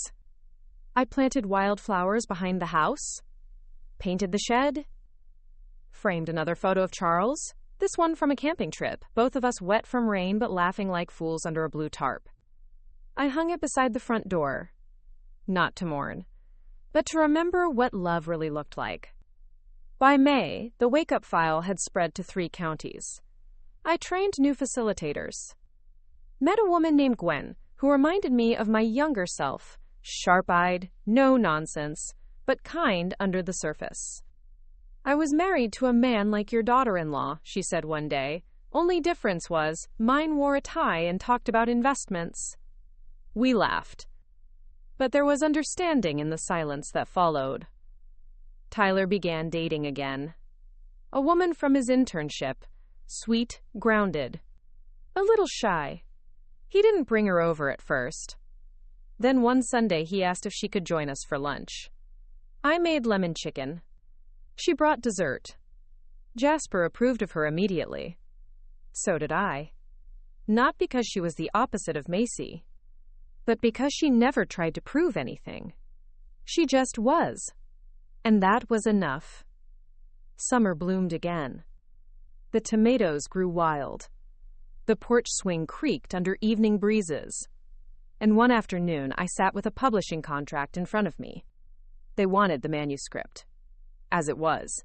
Unedited. Unchanged. You don't want to cut anything? I asked. The editor smiled through the phone. Not a word. It's raw. Honest. And women need that right now. I signed. And weeks later, I received the first printed copy in the mail. Hardbound. Cream cover. Simple title. Nine Salim Sauf by Asterisk. The coffee was sweet. Subhead. How I survived the kind of betrayal that hides in a smile. I held it in my lap, fingers brushing the edge of the jacket. Then I placed it on the shelf beside Charles's old law books. Because some victories live quietly, right where they belong. On the 1-year anniversary of the trial, Tyler and I returned to the courthouse. We didn't go inside, just stood out front, watched people pass, remembered. He held my hand. You ever think about what would have happened if you'd said yes to the $100,000? He nodded. I took a deep breath. If I had said yes, she would have taken more, and we wouldn't have known who she was until it was too late. He was quiet. Then he said, I think you saved my life. I smiled. I think you saved your own. Later that night, I wrote one final entry in my journal. Betrayal is not the end of the story. It is the point where the truth begins. I did not lose a daughter-in-law, I reclaimed a son, and in doing so, I reclaimed myself. Then I closed the journal, turned off the light, and let the house rest with me. The second spring brought with it something unexpected. Calm. Not the forced, brittle calm of someone holding back the tide, but the deep, nourishing stillness of life finally moving forward on its own terms. I didn't realize how much I'd needed it until I woke one morning and found myself smiling before my feet hit the floor. There was no dread in my chest. No dark thought waiting at the corner of my morning tea. Just sunlight through the blinds, the rustle of birds at the feeder, and the soft wheeze of Jasper snoring at the foot of the bed. Peace, it turned out, wasn't loud. It was quiet enough to be missed if you weren't paying attention. The wake-up file continued to grow. We were in 7 counties now. A few local papers had picked up our story, and a national organization invited us to speak at a fall summit. I declined the first time. But Tyler said, "You don't have to prove anything anymore, Mom. But what if your story makes someone else brave enough to say no sooner than we did?" So I said yes. Preparation for the summit took weeks. I met with David to go over media releases. Nadine helped me pick an outfit that didn't look too polished, but still made me feel strong. I practiced my speech in front of the garden, because talking to plants was easier than talking to people. When the day came, I stood in a packed auditorium, staring at a room full of women and a few brave men, all waiting to hear what I had to say. I began like this. My son's wife once handed me a cup of coffee so sweet it could have killed me. What she didn't know was that the worst part wasn't the drug. It was the lie inside the sugar, the betrayal hidden in kindness. Gasps. Stillness. And then I told them everything. Not just the facts, but the parts that most people skip when they tell stories like mine. The guilt. The doubt. The weeks I wondered if I was the problem. I told them how even the strongest people can be cracked open by the right voice at the wrong time. And how rebuilding doesn't mean pretending it didn't happen. It means honoring the scar. I ended with this. If you're in this room, it's because you either lived it or you love someone who did. And I want you to know, it was never your fault. But it can absolutely be your victory. When I stepped off the stage, a line of people waited. One woman handed me a letter and whispered, "My daughter's going through it right now. Your words gave me something to hand her besides silence." I tucked the letter into my purse and didn't open it for days. When I finally did, it said, "Your story told me I wasn't stupid, just trusting. Thank you." I kept that letter. It lived inside my jewelry box, folded between a locket and the first ring Charles ever gave me. Mance. Tyler was thriving. His internship became a full-time role. He spoke at schools now, taught online classes on digital safety. He was even helping a team develop a fraud prevention app. "I want to give people a warning system," he said, "something that lets them know when love turns dangerous." He brought his girlfriend Becca to dinner every Sunday. She fit in easily. The kind of woman who never needed to be the center of the room but somehow made everyone feel seen. She offered to help me plant zucchini in the garden. Didn't flinch at the dirt. Jasper loved her. So did I. That summer, we finally did what Charles and I had always talked about, but never found time for. We rebuilt the treehouse. The old one had collapsed years back, just a skeleton of wood and rusted nails now. But Tyler remembered. He drew new plans, bought the lumber. Becca helped paint the sign. Camp Arden, it read. It stood at the edge of the yard, right under the same walnut tree Charles had planted before Tyler was born. Tyler climbed the ladder one afternoon and shouted down, "There's a view from up here, Ma. You can see everything now." I stood below, hands on hips, laughing. That's the idea. Quote. One evening, after dinner, he asked if he could invite Charles's sister, Eliza, for a visit. We hadn't spoken in years. She'd sided with Macy at first, had believed her tears, her carefully curated stories about me. But when the truth came out, after the verdict, she'd written a long apology letter I hadn't answered. "Are you sure?" I asked. "She wants to make things right, and I think maybe it's time." So I said yes. Eliza arrived on a Thursday. Gray hair tied back. A nervous smile. She stood on the porch holding a pie she clearly hadn't made herself. "I brought peace offering and sugar," she said. I nodded. Let her in. We didn't rehash everything. Didn't drag the past into the middle of the room. She said, "I should have asked more questions. I believed the wrong person, and I'm sorry." I said, "You're here now. Sometimes that's enough." That fall, the book was released. The coffee was sweet. It wasn't a bestseller. But it reached people. Letters trickled in. From women in Montana, teen girls in Ohio, one from a retired lawyer in London. Each one was different. But they all ended the same. Times asterisk. Thank you for saying it out loud. Asterisk. I never heard from Macy again. Not directly. But someone sent me a clipping, an article about her parole hearing being denied. Apparently, she still refused to admit guilt. Still claimed she'd been misunderstood. I folded the article and placed it in the drawer with all the others. Then I went outside, sat on the porch, and watched the wind move through the dogwoods. Because her name wasn't mine to carry anymore. One night, near Christmas, Tyler and Becca made an announcement. She was pregnant. Due in July. We stood in the kitchen, all crying and laughing and hugging. Then he looked at me. "We want to name her Charlie," he said. "If it's a girl..." I wiped my cheeks. "Your father would love that." He nodded. "I know." That winter, I bought a new journal. Blank pages. No scars. Just space. And on the first line, I wrote, "Trimes asterisk. It started with coffee. It ended with a child. And in between was a woman who remembered who she was. Nuka Sawisk." The last frost came early that year. By late March, the daffodils had already broken through the soil along the south fence line. I found the first bud peeking out on a quiet Thursday morning, just before breakfast. It made me smile.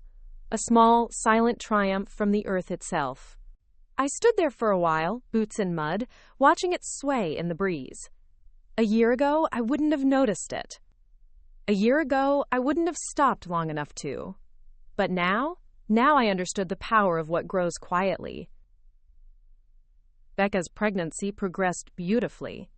She visited every weekend, radiant and nesting in every room she stepped into. Tyler had moved back in temporarily to be closer while they prepared for the baby. We turned the old sewing room into a nursery. Painted the walls soft green. Charles's rocking chair went in the corner, beneath the window. I stitched little stars onto the baby's blanket, white thread on cream cloth, faint but steady. Every time I picked up the needle, I thought about how far we'd come. How nothing Macy had taken could match what we'd rebuilt. Not in spite of her, but because we didn't let her end the story. Tyler's app launched in April. He called it Timos Sentinel. It tracked digital anomalies, flagged suspicious messaging patterns, and allowed users to flag behavior in real time. He built it with a team of developers, some who'd also been survivors of emotional and financial manipulation. They tested it in 3 counties. By May, it had already prevented 3 known scams. "I wanted to build something that would have helped you," he told me. "You did," I said, "but not with code, with truth." The Wake Up File officially became a nonprofit. David agreed to sit on the board. Nadine became our community coordinator. We trained volunteers to go into high schools, churches, retirement homes. We hosted our first annual fundraiser in June. It was modest, just folding chairs in the community center, lemonade in plastic cups, and a spread of casseroles that could feed a town. But we raised more than $12,000, enough to open a second office. enough to offer direct grants to victims who needed to start over. One woman, a single mother from a nearby town, stood up during the event and said, "I didn't even know what was happening to me until I read your pamphlet. I thought I was crazy. Turns out I was just being used." There wasn't a dry eye in the room. I held her hand after. "You're not alone," I told her. She whispered, "I'm not anymore." Charlie arrived on a humid morning in July. 6 pounds, 8 ounces, a full head of dark hair. She came into the world like a storm, fast, loud, unapologetic. Becca was a warrior through it all. Tyler cried the second she let out her first wail. I did too. Later, in the quiet of the hospital room, he placed her in my arms. "She's going to grow up safe," he said. "She already is," I whispered. That fall, the book went into its second printing. We added a chapter, an epilogue. Not about Macy, but about Charlie. About what comes after betrayal. About what it means to build something sacred from something broken. The publisher wanted to change the title. They said the coffee was sweet didn't fit the tone anymore. I disagreed. Because that coffee, that first sip laced with deception, was where the truth began. It was the pivot. The crack of light through the wall. Without it, there would be no Charlie. No Tyler's redemption. No me, standing here stronger than ever. We celebrated Charlie's first Christmas with candles in the windows and pine garlands draped from every banister. She wore a red velvet dress with tiny golden buttons. Tyler played guitar near the tree. Becca laughed and rocked her gently in time with the music. Nadine brought cinnamon rolls and wore a Santa hat too big for her head. Even David came, straight from the courthouse in a suit and tie, loosened only slightly. We toasted with cider, talked about nothing political, nothing painful. Just life. Just joy. Just now. The letter from the Department of Corrections came in late January. Parole denied. Macy had once again refused to show remorse. Once again claimed victimhood. Once again failed to offer anything real. I filed the letter, not with the others, but in a folder labeled History. Because that's all she was now. Just a page. One I had already turned. Tyler found an old video of Charles on VHS that spring. He digitized it. We watched it together one Sunday afternoon. Charles was in the yard, kneeling in the garden, explaining something about tomato staking. The camera shook, probably me filming, and he laughed into the lens. "Don't worry," he said. "Whatever's worth planting is worth the mess." I paused the video right there. Printed the frame. Hung it in Charlie's room. Because she deserved to know the kind of man her grandfather was. On Charlie's first birthday, we gathered in the yard. Aunts, friends, volunteers from Wake Up File. Tyler stood to give a toast. He said, "1 year ago, she came into the world and reminded us what it means to begin again. This little girl didn't erase our past. She gave it meaning, because through her we remembered that even the worst endings can plant the best beginnings." I held Charlie in my lap. She reached for my necklace, clutched it tight, and I whispered, "You come from survivors, baby girl. You come from love carved out of stone." Lene. Later that night, after everyone had gone, I sat on the porch swing. Charlie slept upstairs. Jasper dozed at my feet. Tyler and Becca were inside washing dishes, laughing about frosting in someone's hair. I looked out at the garden. It was blooming wild. Too much basil, crooked rose. But alive. Very much alive. And I thought, this is the legacy.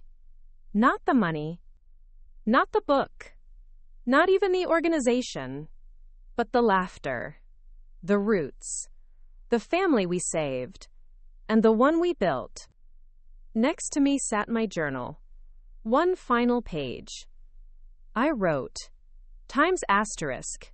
You never get back the life you had before betrayal. You build a new one, with stronger walls, softer floors, and people who know what it means to stay.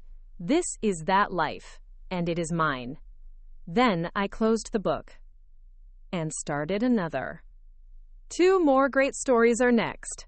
Don't miss them. Subscribe and turn on notifications. The fallout arrived not as a storm, but as a slow leak.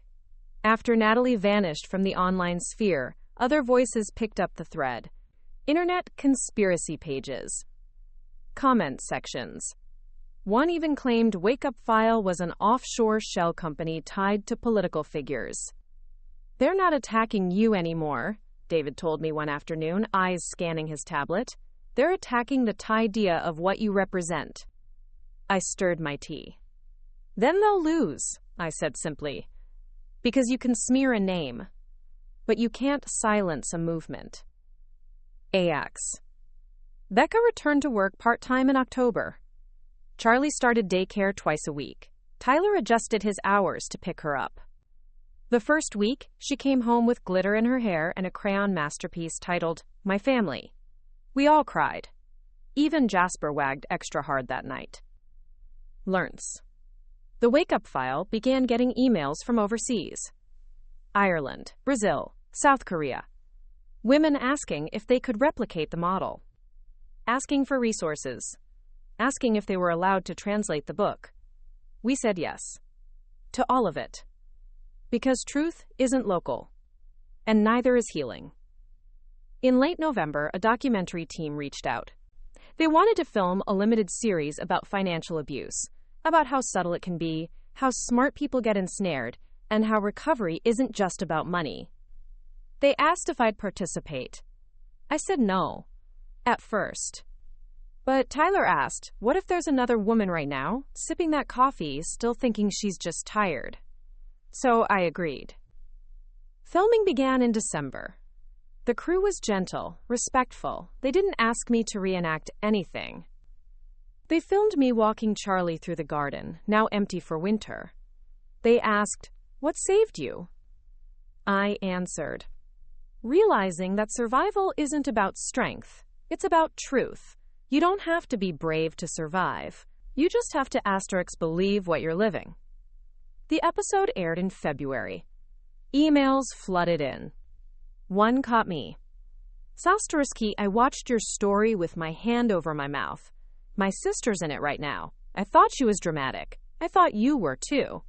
But now I see. Thank you for being loud enough for me to hear.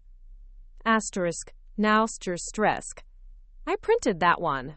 Hung it above my desk. In March, the parole board scheduled a new hearing for Macy. David brought me the letter personally. Same judge as before. But this time, she has a new lawyer. Media savvy. I didn't flinch. Do I have to speak? No, but you're allowed. I nodded. I'll write a statement. He paused. Do you want to see her? No, I said, but I want her to see asterisk me. The hearing was closed to the public, but they let family attend. I wore the same coat I'd worn the day of her conviction. A quiet reminder. You don't get to rewrite the ending just because you don't like how it turned out. Macy entered in cuffs. Her hair was shorter, skin paler, but the eyes were the same, sharp, scanning the room for someone to bend. I didn't look away. Not once. When my time came, I stood, unfolded my statement. Voice steady. No amount of time changes what happened. Forgiveness is not forgetting. And while I hope she finds peace in the years ahead, that peace cannot be earned by erasing the damage she caused. Her remorse must be action, not performance. Today I ask not for vengeance, just for memory. Let us remember what she chose to do. And let us remember why silence cannot protect her. I sat. The judge nodded. Macy said nothing. She didn't even blink. Parole denied. Another 2 years before she could ask again. And when the letter came, I burned it. Not out of rage. Out of closure. In May, I took Charlie to the ocean. She'd never seen it before. We stood on the sand as the waves curled in and pulled out. She squealed with every rush. "Is it always moving?" she asked. "Yes, baby girl, always." She frowned. "Even at night?" "Even then." She took my hand. "Then it's strong." "Yes. Just like you. Just like us." The blog never resurfaced. Natalie faded back into whatever digital hole she'd crawled from. But I kept the binder. Labeled now, Noise. Because that's all it ever was. And I had better things to listen to. In June, Wake Up File opened its 10th chapter. Gwen ran it. Remember Gwen? The one with the investment ex-husband and a steel spine? She called me opening night. "You changed my life, Della." "No," I said. "You just stopped pretending it needed to stay the same." She laughed. "You still win at Soundbites." We celebrated Charlie's 3rd birthday with a backyard circus. Face paint, ribbons, Becca in a clown wig. Tyler grilled hot dogs while Charlie held court in a sparkly crown. I watched them all. This family I nearly lost. This joy I never imagined reclaiming. And I thought, this is how we win. Not by fighting every lie, but by living the truth so loudly the lies starve for oxygen. That night, I sat on the porch with my journal. One more page. Asterisk, let them whisper, let them weave, let them write their fantasy novels. I will be here, with soil under my nails and laughter in my walls, writing the truth one quiet joy at a time. Asterisk. And I closed the book. A call came from a number I didn't recognize. I almost didn't answer. But something, intuition, old habit, or maybe just curiosity, made me swipe right. "Della Arden?" a voice asked, clipped and professional. "Yes. This is Detective Celine Grant, Cybercrimes Division, Baymore County. I believe you've had previous trouble with a woman named Natalie Hunt." My chest tightened. "I have. Why?" "I need to ask you a few questions. She's in custody." It turned out Natalie hadn't gone quiet. She'd gone bigger. In the months since her blog folded, she'd started new ones. Under pseudonyms. Built forums. Faked victims. Ran comment farms, accusing dozens of women from various support groups of fraud. She'd even tried to sell fake consulting packages under the guise of empowering survivors. And she used Naimasign Mome comments. Name. My image. My pretty words. As endorsement. Without permission. "She framed herself as your mentee," Detective Grant said. "Claimed you'd authorized her expansion. We have over 40 women who bought in." I felt sick. "Are they okay?" "Financially wounded, emotionally shaken, but they're talking, and that's good." I nodded. "Will you testify if needed?" she asked. I didn't even pause. "Yes." When I told Tyler, he paced the kitchen like a caged lion. "She tried to weaponize your credibility," he said, "after all you've done." "That's why she picked me," I replied, "because credibility is currency." And she ran out of her own. We reached out to every victim we could. Offered refunds from the Wake Up Files Emergency Fund. Published a new open letter. Reinforced our digital safeguards. Set up a free resource hub on spotting online exploitation from Times Within Times support networks. Because the truth is, sometimes, it's not the stranger who cons you. It's the one who claps the loudest at your comeback. In August, I was called to testify. Not at a courthouse. At a federal panel in D.C., a roundtable on digital abuse and financial manipulation. The same woman who once sat silent under Macy's gaze now stood in front of senators. I spoke clearly. Trust is not weakness, and doubt is not betrayal. If we want to protect survivors, we have to stop telling them to ignore their instincts in favor of politeness. Abusers thrive on that pause. Afterward, 2 staffers pulled me aside. "We're drafting legislation. Would you consult?" I smiled. If it means fewer women drink the coffee before asking what's in it, yes. Becca returned from her first retreat, an artist residency in Vermont. She painted again. Big, sweeping canvases of wind and water. She'd never stopped being whole, but now she looked it. Tyler enrolled in a graduate program. Cyber forensics. It's not just about catching them, he said. It's about predicting them. Charlie started using the word why like a sword. Every answer required 2 follow-ups. Why do people lie? She asked one night. Because they're afraid, I said. Of what? Of being seen. She thought for a minute. I like being seen. I kissed her forehead. Me too. The wake-up file reached its 100th intervention. We created a mural. Names only with permission. Some initials. Some flowers.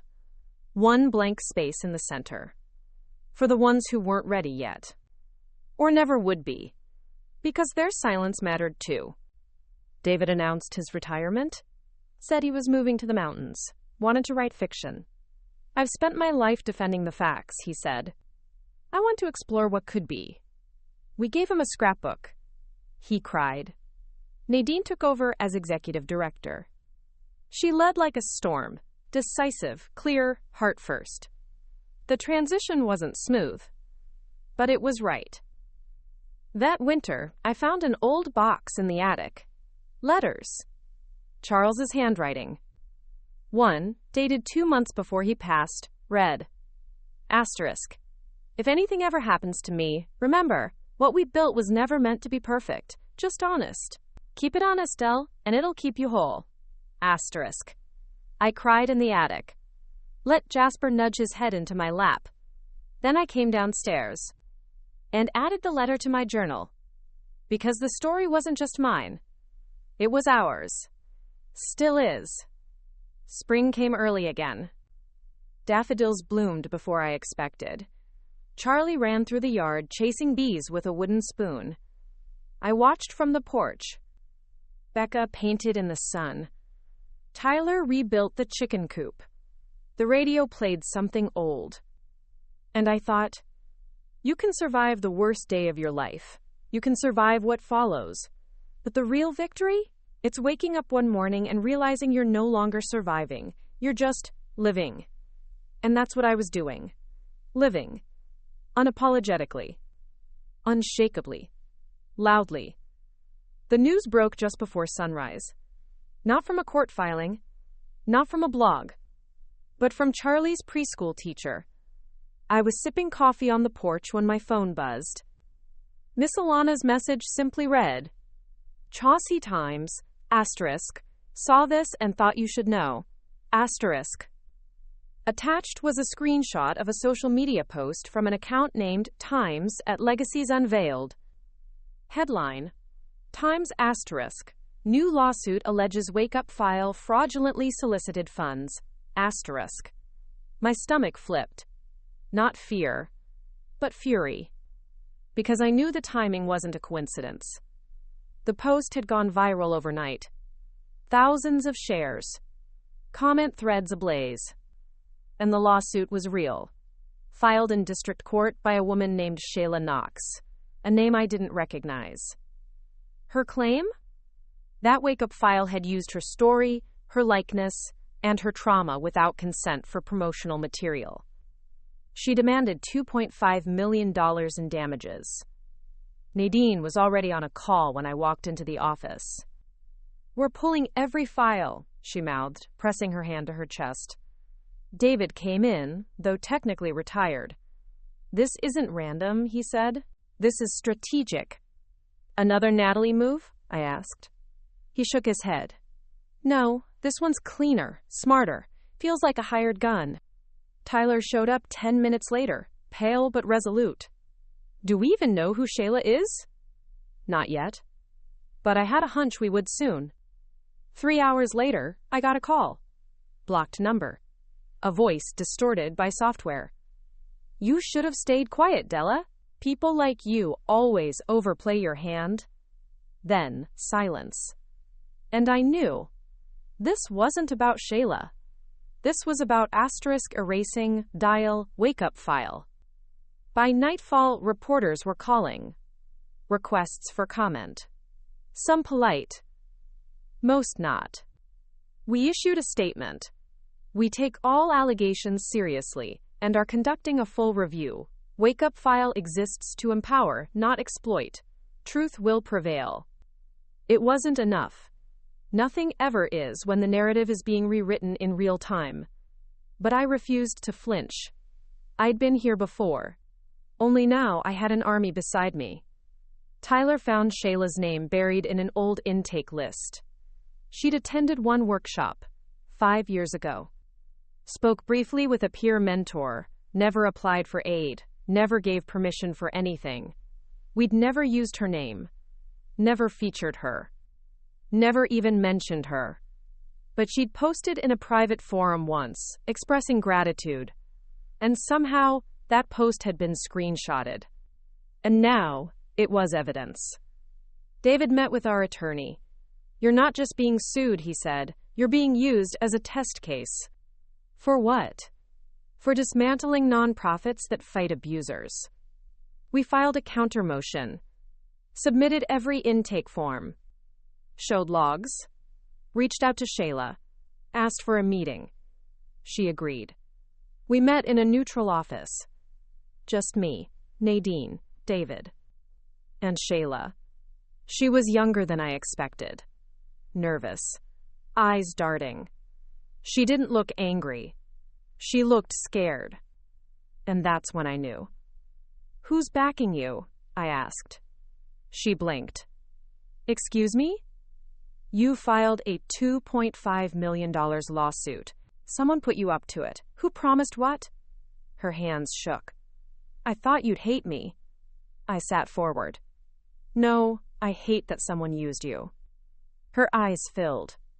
There was a man, said you were exploiting people, that if I helped expose you, he'd make sure I got safe housing, that I'd be protected. And were you? She shook her head. I haven't heard from him in weeks. He paid the lawyer, then disappeared. Bankrows. We asked for the lawyer's name. Fake. The address? Empty office suite. The payment? Crypto. No trail. The next morning, Shayla dropped the suit. Issued a statement of her own. I was misled, I was manipulated, and I will spend the rest of this year trying to undo what I allowed myself to be part of. The media frenzy cooled. But not the damage. Donors pulled back. One partner paused programming. The comment sections lingered. But we kept going. Because that's what survivors do. We don't wait for clear skies. We build in the storm. Wake Up File launched a transparency campaign. We opened our books. Streamed board meetings. Created a real-time dashboard for every donation. People noticed. Slowly they returned. Not all, but enough. Charlie graduated from preschool. Held her certificate high. Becca cried. Tyler filmed the whole thing, proud and quiet. I stood at the back, watching her. This little girl who had no idea how close we'd come to falling apart. And how determined we were to keep it all standing. That night, on the porch, I wrote, Time asterisk. You can't choose what enemies come for you, but you can choose how much of yourself you lose trying to fight them. I choose to stay whole. Even when they chip at me. Because I am not built of glass. I am carved from grit. And I closed the book. It started with a phone call from Gwen. Della, she said, you're gonna want to see this. She texted me a link. The headline read, Commensregal G's asterisk. Macy Stone granted early appeal hearing due to alleged legal irregularities in initial trial. Asterisk. My spine went cold. I called David immediately. I saw it too, he said. I'm already looking into it. How is this even possible? Her new counsel filed a motion months ago. Apparently, they've been building a claim that her confession was coerced and her rights were violated during processing. But it wasn't. I know that, you know that, but she's got a new team, and they're loud. I went still. Loud had power now. And Macy had always known how to manipulate noise. The hearing was set for 3 weeks from that morning. Closed courtroom, new judge, out-of-county venue. But public interest meant cameras might still catch the walk-in. I felt it in my bones. This was her last attempt. Not just at freedom, but at 2C10 revision. Tyler was livid. She already poisoned Dad, tried to destroy you, framed you. She's lucky she's even breathing, and now they're giving her a due? Becca stayed quiet at first. Then she said something I hadn't considered. She's going to use the platform. Even if she loses, she'll tell her version to anyone who'll listen. I nodded. And that meant I needed to be there. We drove down the night before. Stayed in a quiet hotel. I didn't sleep much. Not from fear. From resolve. I'd faced Macy in the courtroom before, but this time she wasn't trying to avoid prison. She was trying to salvage her legacy, and I couldn't let her twist the past. The morning was gray. Low clouds, hushed breeze. Reporters stood behind barriers, small crowd gathered, mostly silent. I walked in through the side entrance. No makeup, no statement. Just presence. Because sometimes, survival is loudest when it walks in without armor. Macy entered, flanked by 2 guards. Still cuffed, hair slicked back, new glasses. She looked thinner, but not weaker. She looked focused. The judge addressed procedural matters first. Then Macy's lawyer stood. Polished, smooth. He used phrases like unjust detention, subjective interpretation, lack of independent counsel at confession. He never said she was innocent, just that the process was flawed. Then the judge turned to the prosecution and asked if any of Macy's original victims were present. David nodded toward me. My name was called. I stood and walked forward. My name is Della Arden, I said. I am not here out of vengeance. I am here for memory. I was there when she confessed, calmly, clearly, without coercion. I was there when the evidence was presented, comprehensive, undeniable. And I am here now because a woman who poisons her husband and manipulates his grieving family does not get to claim unfairness because she regrets being caught. The room held its breath. Macy didn't blink. But I saw it. The smallest twitch at her mouth. The control cracking. Mate. The judge called a recess. I stepped outside. Reporters approached. I said nothing. But Tyler had his own way. He released a statement through our site. Times asterisk. Redemption requires truth. Macy has never offered it. Let's not confuse noise for repentance. Asterisk. Tight. 2 days later, the ruling came in. Appeal denied. On all counts. No procedural errors. No retrial. No early release. Macy was escorted out. And for the first time, she looked at me. Really looked. Not as prey. Not as a threat. But as someone she could never undo.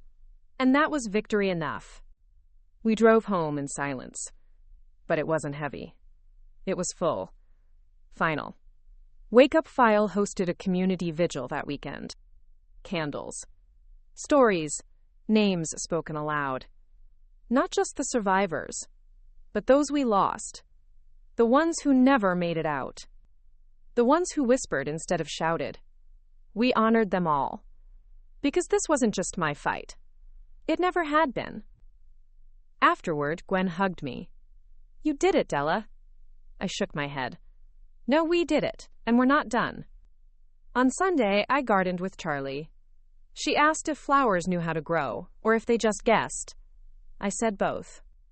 And maybe that was true for us too. We guess. We reach. And we bloom. Even after poison. I wrote in my journal that night. Times asterisk closure isn't silence. It's knowing you said what needed saying. That you stood when they wanted you down. That you didn't blink when history tried to rewrite itself. That you left the door open for truth and closed it on the lie. Asterisk. Then I turned off the light and slept deeply, because the nightmare was over and the morning had already begun. Spring gave way to summer with a kind of hush I hadn't felt in years. Not silence, exactly, but peace. The kind that doesn't ask for your attention. It simply settles. We rebuilt the garden fence together. Tyler, Becca, Charlie, and I. Each nail, each plank, a small declaration. We are still here. Still building. Still choosing one another. Charlie insisted on painting her initials into the wood, then added a sun beside it. Because this is where it always comes back, she said, arms wide. Yes, baby girl. Yes, it does. Wake Up File passed its 5-year mark in July. Over 1,000 women served. 18 chapters. 4 international partnerships. And a waitlist to start more. We hosted a celebration, not flashy, just full. Every face a story, every hand a hand that once trembled. No speeches. Just music, food, laughter. The sound of survival without apology. Becca hosted her first solo exhibit in London. I flew out with her. Stood in the back as visitors moved through paintings of fire and fog and flight. One canvas caught me. Blues and blacks tangled together, a gold thread running through the storm. She'd titled it, Thread Named Della Store. I cried. Right there in the gallery. She kissed my cheek. You saved me, she said. No, I whispered. I just stood still long enough for you to find your way back. Quote, Charlie started kindergarten in September. She wore sparkly sneakers and a confidence that made strangers smile. When I picked her up, her teacher said, she's already asking how to start a club, said she wants to help kids be less scared. Legacy, I thought. It's not just what we leave. It's who we raise. In October, I got a letter. No stamp, no return address. Just slipped into our mailbox like it had always belonged. Inside was a single page. Typed. No greeting, no sign-off. Just one line. Times asterisk. You won't always see the change you caused, but it caused change anyway. Asterisk. I didn't recognize the writing. Didn't need to. Some truths don't require a name. Becca married in November. A quiet vineyard ceremony. Her partner, a kind woman named Julia, held her hand like it was a promise. They danced barefoot, and Charlie threw rose petals until her arms tired. Tyler gave a toast that ended with, It took poison to know what was worth planting. You've planted something beautiful. And I just held Becca. Felt the heartbeat of a woman who once believed she was broken, and now was whole. The final parcel came in December. A thin envelope addressed to me, handwritten. Inside were 3 things. 1. A news clipping from a small-town paper about a women's shelter that had opened. 2. A photo of a mural that said, Tell the truth, even if your voice shakes. 3. A sticky note that read, Times asterisk. Started this because of you. Just thought you should know. Asterisk. I sat with it for a long time. Didn't cry. Didn't call anyone. Just held it. Proof that echoes travel farther than we'll ever follow. Christmas came. Charlie left cookies out for the reindeer, and Nyman signed the postal workers. Tyler wrote silly poems on every gift tag. Becca made cocoa like it was an art form. And I stood in the doorway, watching the warmth, listening to joy that didn't need translation, and thought, this is it. The ending I never knew I could write. New Year's morning, I sat with my journal one last time. Wrote, Nams asterisk, I refuse to give my sons $100,000. Not because I didn't believe in family, but because I finally believed in myself. They tried to poison me, gaslight me, break me. They failed. I didn't win by being loud. I won by being true. And now I am not just alive, I am awake. Asterisk, asterisk. I closed the book, lit a candle, and walked into the new year with nothing hidden, nothing feared, only light. Plight. 2 more great stories are next. Don't miss them. Subscribe and turn on notifications.